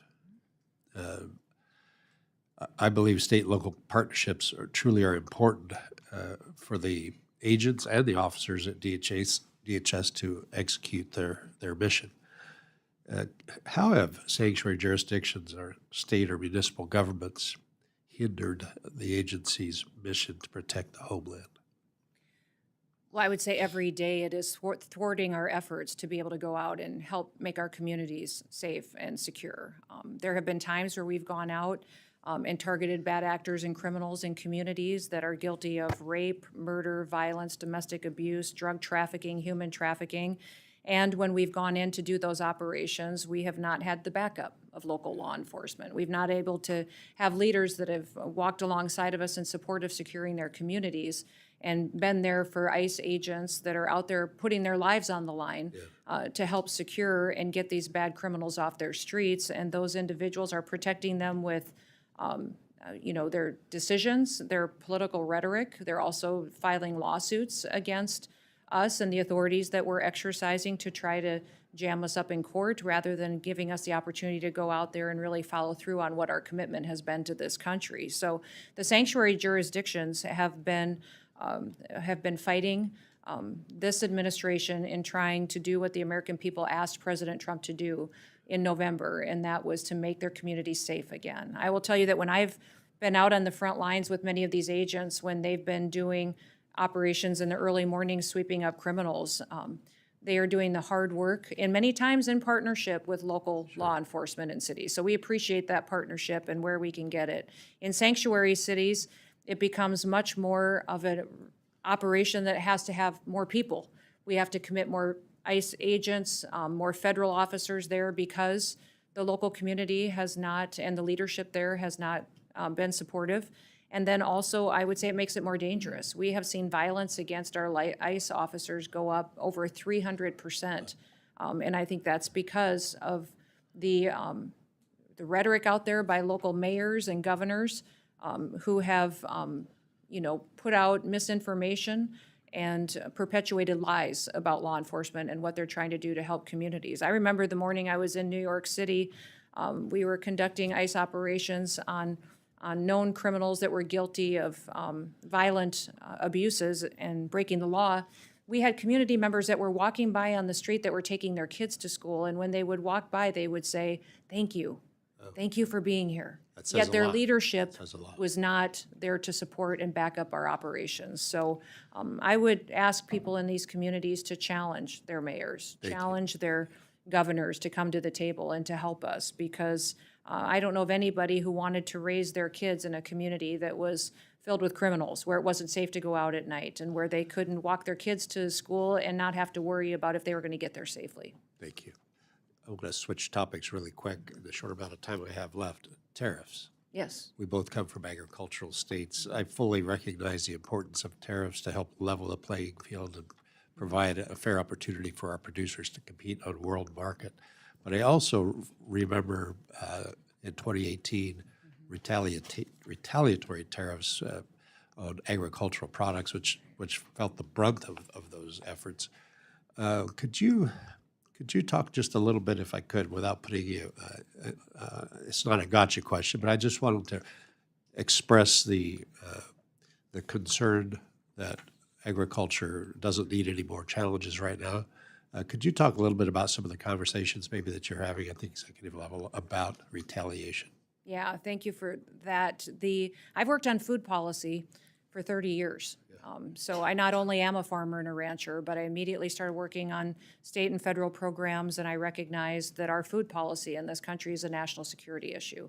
And keeping farmers out on the land, producing our food, is imperative to making sure that we can feed ourselves. And another country doesn't control us by controlling our food supply. So President Trump recognizes this, and we've spoken for hours about the importance of having farmers here in this country growing our food and having many farmers, not allowing just one or two big companies or conglomerates control that supply, because it makes food affordable and available to every single American. The President Trump, if you remember back during that period of time, was there for farmers. He helped them with assistance when those retaliatory tariffs came into place. And he recognizes that this negotiation that we're having now with these countries has to happen to level the playing field. We've been treated unfairly in trade agreements for many, many years. When I was in Congress, I served on the Ways and Means Committee, which many people refer to as the committee that has the most ways it can be mean, because it has taxes and trade and tariffs and all the different jurisdictions as far as what can happen. But I would say specifically, working on trade agreements while I was there, I recognized how we could come to a trade agreement and facilitate that. But then we also would, as soon as our shipments of soybeans hit the shores of China, they would reject it for different sanctions or regulations such as sanitary or phytosanitary reasons, and would manipulate how they interpreted those agreements and didn't adhere to them anyways. So President Trump is all in to make sure that we rectify the wrongs of the past and make sure that we're treated fairly and get our jobs back home here in America. So far, CBP has collected over $32 billion worth of tariffs since April 2nd has gone into place. And they've adjusted and done that, and these countries are feeling the pain enough that they're coming to the table and having negotiations with this administration to make sure that we're treated fairly and our farmers and ranchers are treated fairly in the future. Appreciate that, Mr. Chairman. I will yield back. You don't have any time to yield back. I know, Thank you. sorry. The gentlelady from Hawaii, the floor is yours for 5 minutes. Texas. Texas. Well, you know, it went so long. Not you even might wanna double close, check that. Chairman. There might be an ocean coming there from a different direction. The There floor might is yours for 5 minutes for follow-up questions, as long as they're not like Mr. Newhouse's. Thank you very much. Thank you so much, Mr. Chairman. Madam Secretary, I have a question related to something more close to home for me in the community in El Paso with DHS employees. For decades, CBP employees who work at our land ports of entry have been contractually allowed by CBP to have an off-site location for their union. And this off-site location is completely funded by union dues, not by taxpayer money. And again, this was something agreed to in their contract. I was shocked and alarmed to learn that they were told by DHS they could no longer be off-site, and they were forced to come into a DHS facility in El Paso. It's a conference room, media training room. So that part of their contract, that longstanding agreement, was violated in my eyes. Are you aware of this at all? I have heard about it, but I don't know the details of that agreement, so I can follow up with you and get that back to you. And if you would lay out the concerns for being co-located, I think that would be fantastic for me to know. We will. We'll make sure to communicate with your team. Would love to work with you on this. The same has not been true for the Border Patrol Union. So there's disparate treatment, and additionally, just to very quickly lay out why it's important for union members to be able to speak to their union leaders in private, and being located in a small conference room, media training room, offers no privacy. There are other issues, but I look forward to working with you on that. I do know that, the difference in the two unions is important, and I'll look into how those were interpreted, and I also know that the one union is located under the Treasury Union as well, and that defines some requirements and for how it's regulated and set out going forward. So I'll see if that is the determining factor on why there was a difference in how the locations were determined. And I would ask, Madam Secretary, that you please allow the El Paso Union to continue to be housed off-site. It is their preference, doesn't impact the budget or appropriations. They pay for it. So I don't see a reason why this long-standing, decades-long situation should be changed. So would ask for your support for that, please. I'll look into it. Okay, perfect. I also wanted to ask you about this NBC News story, and I'll enter into the record this article as well. U.S. citizen family traumatized after ICE raided their Oklahoma home in search of someone else. And according to the local affiliate, KFOR, which was reporting on this story, immigration agents raided the home last week. They had a search warrant for the home, but the suspects listed on the warrant were no longer living in the home. The family was forced to wait outside in the rain during the search. A mother and her girls, all U.S. citizens. Their money was taken, their laptop, their cell phone. I asked you at the top of our first round if you believed it was important for DHS and if you would attest to the fact that DHS needs to rectify any mistakes. If this were a mistake, will you ensure that this family, this U.S. citizen family, gets its property back in a timely manner? Well, in that particular situation, the warrant for that situation was on the house and the facility, not on the individuals that were there. And so that house was being used for human smuggling. And so those operations were conducted against the facility. And even in that situation, there was some individuals there with the same last names and some of the similarities. But and if so it were a we're- mistake, Madam Secretary, we if believe it were a everything was mistake. done appropriately, and we'll continue to make sure that it is done and handled appropriately. All right. Well, appreciate you looking into it. That not my constituents, but you had mentioned in your testimony, and you've said previously, that the focus of your agency is to go after the worst of the worst, people who are here illegally. But we have seen reporting and spoken to individuals, we meaning Congress, that in fact, there have been abuses on that front. People with legal protections have been deported. I laid out in the first round U.S. citizen children. I don't know, and I asked, and you said you'd get back to me about whether parents actually filled out the ICE forms that are normally used for those processes. U.S. citizen families with nothing to do with human trafficking, and now DHS employees as well, in my view, have been subjected to an abuse of power. And we all swore an oath to the Constitution. This is a democratic republic. Rule of law is important, due process is important, and ultimately that will be my North Star, not just in this hearing, but throughout everything that I work on as a member of Congress. I thank you, Madam Secretary, and Mr. Chairman, I yield back. I want to thank the member, and I want you to know that during the course of your questioning, we have moved your district back into Texas. Everything's good. My flight is shorter now as a result. Thank you. I was just hoping you weren't paying attention. I thought the folks out on the islands could use some help, but we'll go on from there. Mr. Siscomani, the floor is yours for your second round of questioning. Thank you, Mr. Chairman. Secretary, so the first set of questions that I had were more on the security side. I want to shift gears a little bit. Matter of fact, I just guided a group of freshman members on the Republican side to the border in Arizona with the intention that they see the full picture of the border. We have obviously the security aspect that has been key as central to the conversation, that we have trade and commerce at the border, and we've got immigration as well going on. So it's important that I think my colleagues and everyone that is maybe not from a border district can understand that there's a lot more that happens at the border than just one aspect of it. I call it the three buckets of the conversation around the border. So with that in mind, that as an immigrant myself, I know how complex the immigration system is. I became a citizen in 2006, and then 16 years later, I became a member of Congress. No other country in the world will give you that opportunity. I believe in the American dream and fighting for that American dream that so many people still seek. There's been much media attention again on the increase in deportations and removal of aliens, which I remain fully supportive of.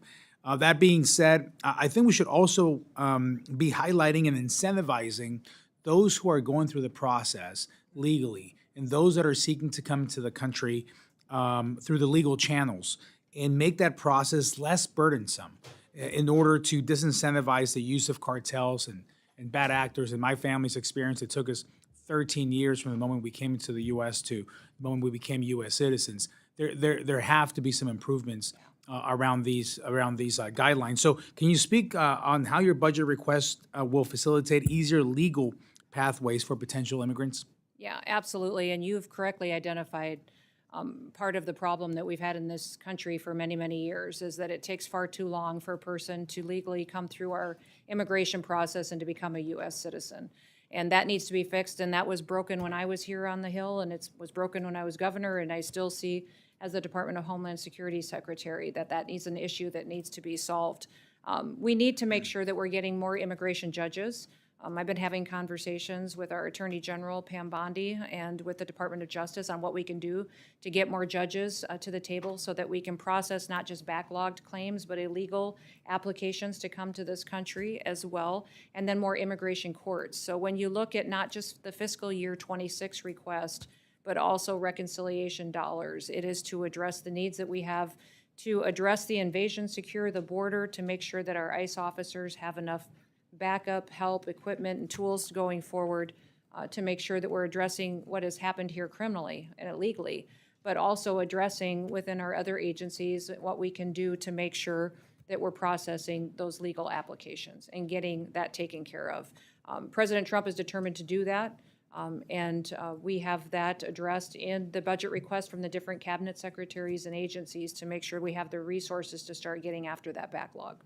Excellent, excellent. You know, on the same topic of when we look at immigration and we look at workforce as well, those are very much attached. I just had Secretary Lori Chavez Dreamer in Tucson yesterday.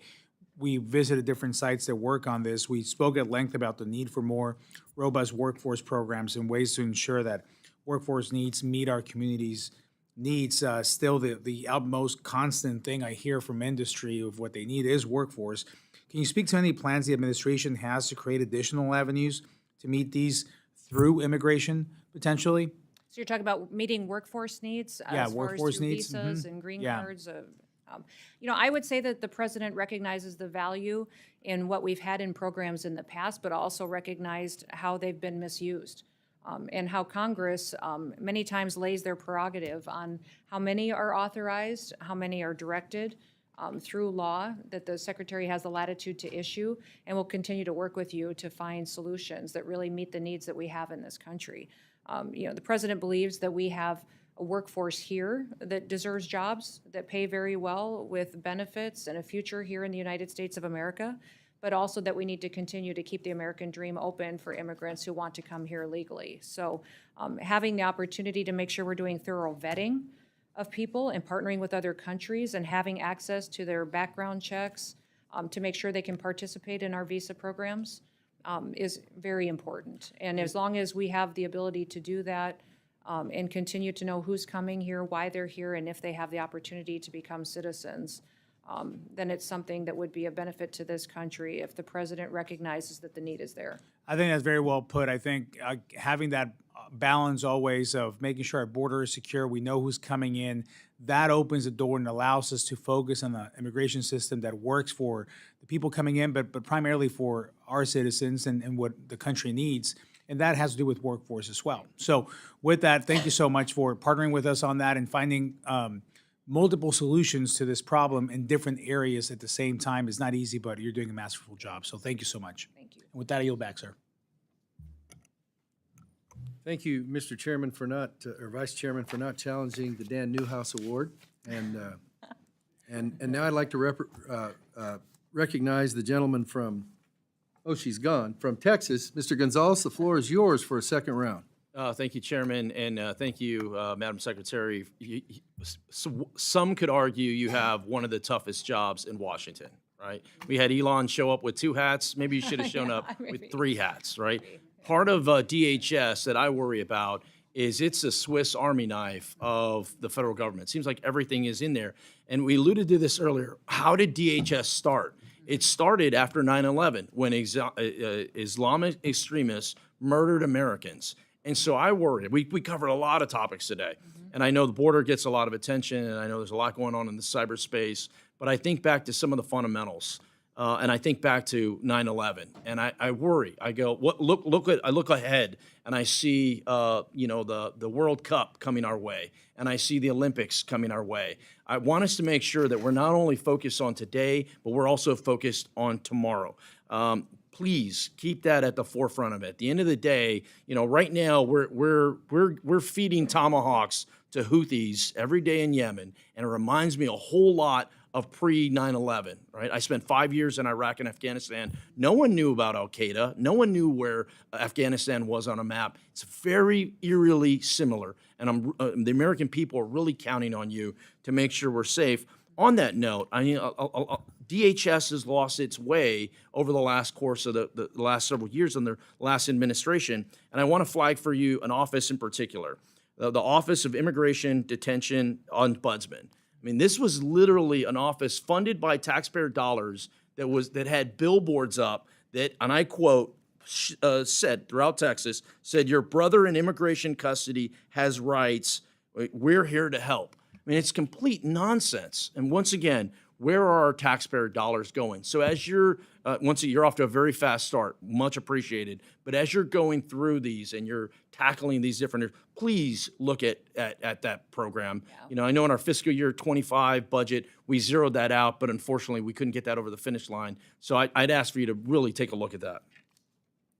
Congressman, we have looked at that already. We have recognized the abuses that happened, and many times that office was perpetuated on suing themselves and coming up with ways to cost the taxpayer more and more money. So we've put them back to what the size that they should be and addressed how it was misused and abused, and will continue to do so into the future to make sure that that isn't weaponized against the American people in the future. Thank you for that. And I also want to thank you for something that is working. These HSI-led task forces work. You've seen it all throughout the country. It's how do we pool our resources? This isn't a federal issue. It isn't a state issue. It isn't a local issue. It's all of us. We're all in on this together. And in my experience, those task forces really work. So when it comes to funding, when it comes to legislation, once again, please, if you would, they're working. I'm hearing it from constituents all over the country. My good friend Juan Ciscomani, I know it's working in Arizona. It's certainly working in Texas. And then the other thing I want to mention is Stone Garden funding. Once again, this is something, it's an area that I believe is a force multiplier. It gives funding to our local law enforcement that are acting in the immigration space. This works.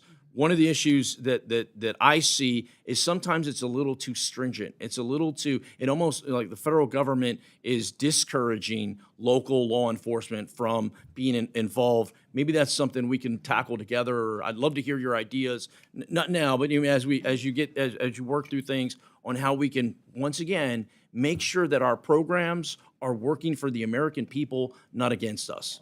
I agree. Yeah, I think that'd be fantastic. I've heard it's a highly effective program, and if there's ways to get more participants and streamline. Chairman, I yield back my minute of time. Thank you.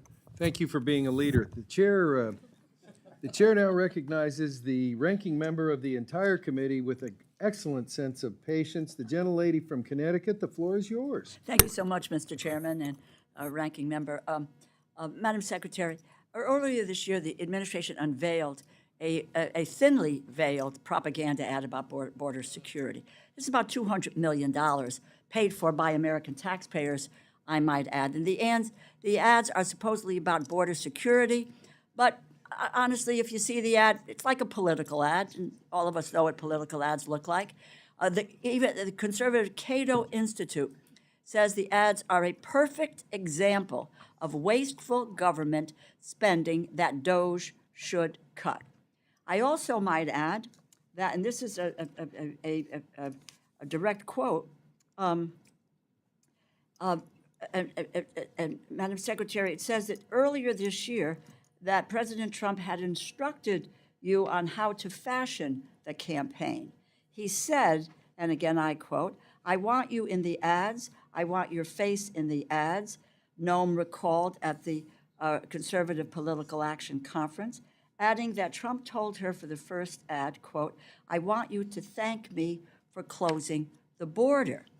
Now, that's politics, quite frankly, at its worst. worst. I understand that on April 30th, your department awarded an additional $6.7 million to a political consulting company called People Who Think, bringing their total award for this ad to $11.6 million.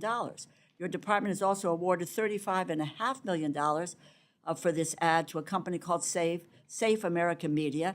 And my understanding is that you used funding originally appropriated for CBP and USCIS for these awards. This sounds like a payout to Republican political consultants to fund ads that do more to tout the president than to secure the border. How were the contracts awarded? Competitive process? If so, why is USA Spending say that the contracts were given an exclusion from the Doge Group's limitation on spending awards? This is $200 million. Somebody just talked about billboards. This is a $200 million ad campaign, taking the money from CBP and USCIS to promote a political advantage. It's really kind of the height of arrogance. You're looking for more money from us to do that, but you're going to take a portion of the money that we have given you and you're going to spend it on political advertising. I mean, that really is, in Yiddish, the word is chutzpah. It really is that you engaged in here. So I know you're going to tell like me to answer? Yeah, I would. And I foresee that you're going to tell me that these were all competitively bid. They were. Et cetera. Done through the exact same process as any other ad campaign would be done, absolutely. And I would tell you that it's not $200 million and that President Trump was very clear from the very beginning that he recognized that the fake news in this country was not going to tell the truth of what the work had been done at the border to secure this country. And these ads aren't only playing in the United States, they're playing in other countries Sure. No, where we I had the understand. largest It's not invasion the point. coming You can into agree this or country disagree from. on the policy, And but it's- overwhelmingly, if you look at the data on the ground in these countries where these ads have been With all playing, due the respect. flow has stopped. With all due respect. Even when I was in Mexico and having Excuse me, Madam conversations. Secretary, the Yes. time is mine. With all due respect, this is a political ad campaign, and let's just not try to sugarcoat it. I had just somebody talk about billboards, and you talking about how use of taxpayers' dollars. These are taxpayers' dollars as well. Let me move to the program I mentioned earlier. This is the BRIC program. In early April, FEMA cut the Building Resilient Infrastructure and Communities program, claiming, and I quote, "Under Secretary Noem, DHS is eliminating waste, fraud, and abuse," end quote. When the committee staff asked for evidence of waste, fraud, or abuse in this program, or the authority used to end the program, FEMA said that the due diligence for these projects can take a long time and failed to give examples that met GAO's definition of waste, fraud, or abuse.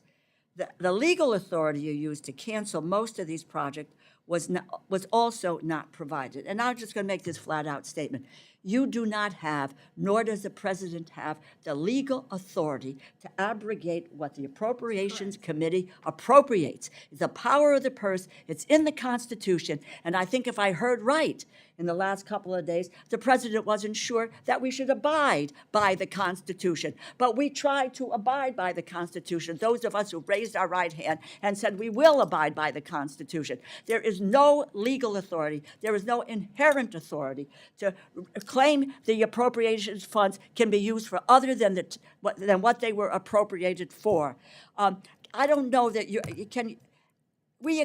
Basic questions from your agency on essential programs that the communities represent or rely on. You all can't. You should just say waste, fraud, abuse, and you think that that covers it. Well, Madam Secretary, I will tell you it doesn't. We're going to challenge that, and you have no authority. References that we are operating under the authority that the Department of Homeland Security You has. have no and that authority these to BRIC abrogate grants- these funds. It's These the BRIC grants are prerogative being of the reevaluated Appropriations to make Committee. sure that they are being The power spent of the purse appropriately to which resides you all here directed they be and not there. Keep it in mind because it is the Constitution of the United States. Thank you. Very familiar I'm with. happy to have this conversation take place off the clock, but now we're going to move to the gentleman from the Magnolia State for your second round of questioning. Thank you, Mr. Chairman. Ms. Nunn, I want to let you know what a refreshing hearing this has been. To have someone who comes before this committee who's plain spoken, who has a desire to secure the border, a desire to enforce the law, to have someone in your position who's willing to get out from behind a desk, to leave Washington, to go there and be there on the front lines with the men and women who serve. I just want to thank you for not being the typical bureaucrat who routinely would come before this committee time and time again under the Biden-Harris administration, who really had no idea because they had not been down there serving and alongside the men and women who were serving. So thank you for your leadership, and thank you for being plain spoken, and thank you for what you stand for. As we continue to secure the border, and as we see those numbers continue to hold, I believe at some point the DHS will be able to reallocate resources to the interior. That once those allocations or those resources have been reallocated, that we'll see those numbers of interior enforcement, we'll see those numbers increase. And one of the things that we have to do as we are contemplating this appropriations package for next year is we have to figure out the number of detention beds. And I know that the detention beds have been something of a contention with the previous administration. They always came in with an extremely low number of detention beds, knowing that Republicans then would always plus up that number to make sure that we had the number necessary.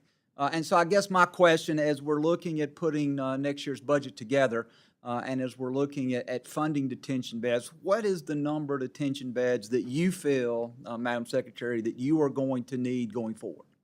The president has been clear from the beginning with his advisors in the White House on Homeland Security that we need much more capacity in detention beds in the country. We have upwards to 50,000 people that are in detention centers today that are moving out of the country, moving to go home to their countries, that we're negotiating and working on travel documents and repatriation with.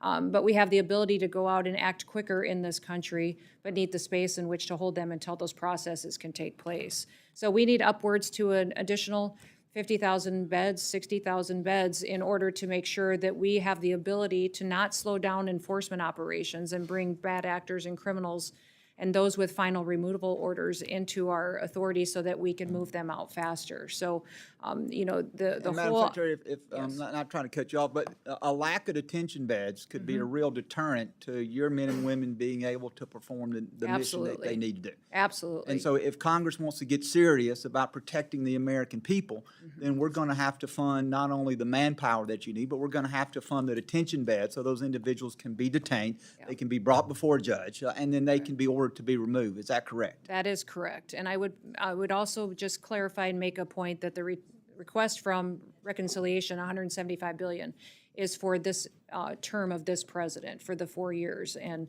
you see in the numbers that were released by OMB this last week that the $43 billion that would be the increase into this budget is from the reconciliation, 1/4% of what that total would be.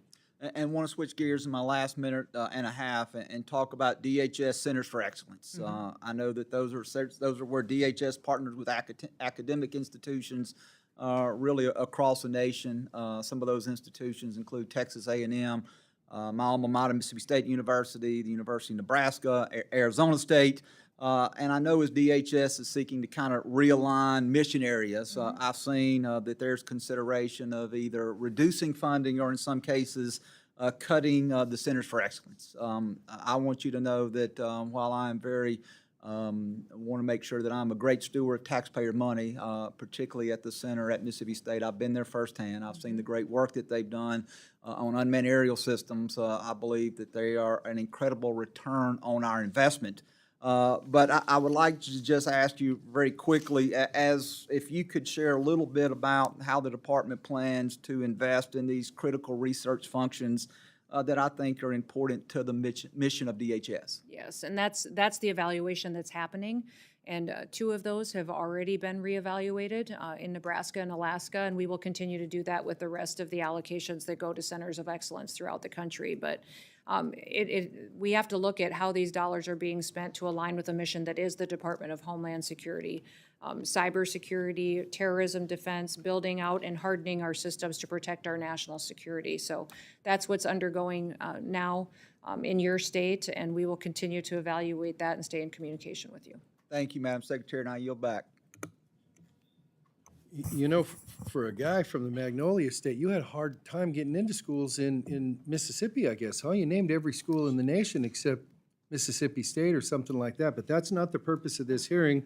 The gentlelady from Iowa is recognized for your second round of questions. Thank you, Mr. Chairman. Thank you again for your patience, Madam Secretary. And we know, obviously, states like mine, Iowa and South Dakota, are not necessarily border states, but certainly every state did become a border state under the previous administration with that chaos we saw. And the consequences of that porous border really reach far beyond the Rio Grande River there, the deadly fentanyl coming into our communities, the adversaries taking advantage and exploiting our immigration system. And so that's what I kind of want to touch on is the adversaries and what they were able to do, specifically China. To put it in perspective, in the first 7 months of fiscal year 2024, more than 27,000 Chinese nationals were encountered at the southern border. Under President Trump, we've seen that number drop significantly, reflecting that clear shift in deterrence and enforcement. So can you walk us through what specific mechanisms have been put in place to ensure that these individuals from adversarial nations are now being thoroughly vetted, and how that process has changed since the previous administration? Yes, and every country is being treated the same as far as how we are treating the folks that are there and here illegally. People that came into this country from China and from other countries are all being vetted and their background checks being gone through. And I would say some of the reasons that we've had to reevaluate some of the programs that were abused under the Biden administration is because countries weren't participating with us. They weren't sharing their information. One of the things I've challenged Canada with in a lot of the discussions that we've had over recent months was they weren't taking their own citizens back home that were here in this country illegally, and they weren't sharing all of the criminal background checks of individuals who were in our country illegally. They weren't telling us who they were or what they had done, if they had human smuggling in their background or crimes. And so that was some of the access that we were asking them for. We were grateful that they addressed, for instance, designating a fentanyl czar and doing, but that information sharing is critically important. And we do not have that kind of partnership with China. We didn't just see Chinese nationals infiltrate our country over the southern border. They're coming over the northern border as well. And we see needs on the Great Lakes region and people coming in. It's easy to access Canada, and once they do, then they drop down into our vulnerable areas. So we have continued to maintain resources and strengthen them at the northern border as well. But we work closely with Interpol that has an agreement with many different countries to do vetting and background checks and criminal background information sharing on folks across the world. But many of the times when the State Department is negotiating on repatriation and travel documents, they're having discussions on what we can do to share information. When I made trips to El Salvador, to Colombia, and to Mexico, those trips were made so that I could get those governments to share more information with us. In fact, one of the things that we did while we were there is sign new agreements with those countries to share more data and information, to have them give us biometric information that they collected, to give us more thorough travel documents of individuals that were of concern here and had been breaking our laws. And so having those discussions gives us more information to make sure that this country is safer into the future. Do you feel like those conversations have helped to inform broader national security efforts? Absolutely. Cross-departmentally, and when we think about the real risk here, it's these international transnational criminal gangs, the cartels, state-sponsored networks. Obviously we talk about the Chinese nationals, and the reason the PRC is not cooperating and the CCP is not cooperating is because they are intent on infiltrating our country. That So is correct. do you feel like all those relationships are really helping us to strengthen the intel that we are able to gather? Absolutely. We've seen many, many times where information that we got on somebody who was here that may have been on our terrorist watch list, suspected terrorist watch list, or someone who is a very dangerous part of a foreign terrorist organization, that information may have been shared with us from another country because of those security agreements that we have in place. And when countries do not adhere to sharing that type of information, they don't get the privileges necessary that have been granted to them in the past. And we've seen that with visa overstays, we've seen that with lack of information sharing, that perhaps they don't get to continue in programs that are under the purview of the Department of Homeland Security because they haven't been willing partners to help us secure our country. Certainly, accountability is back, Yeah. and appreciate that. So thank you so much, Madam Secretary. Thank you. I yield back. Thank you. Madam Secretary, you've been kind of a marathon runner. It's 12:30, and I have endured all these questions along with you. Good. And so now I'm not going to be a hypocrite and ask a bunch, but I am going to highlight a couple things since you have a bunch of your staff here.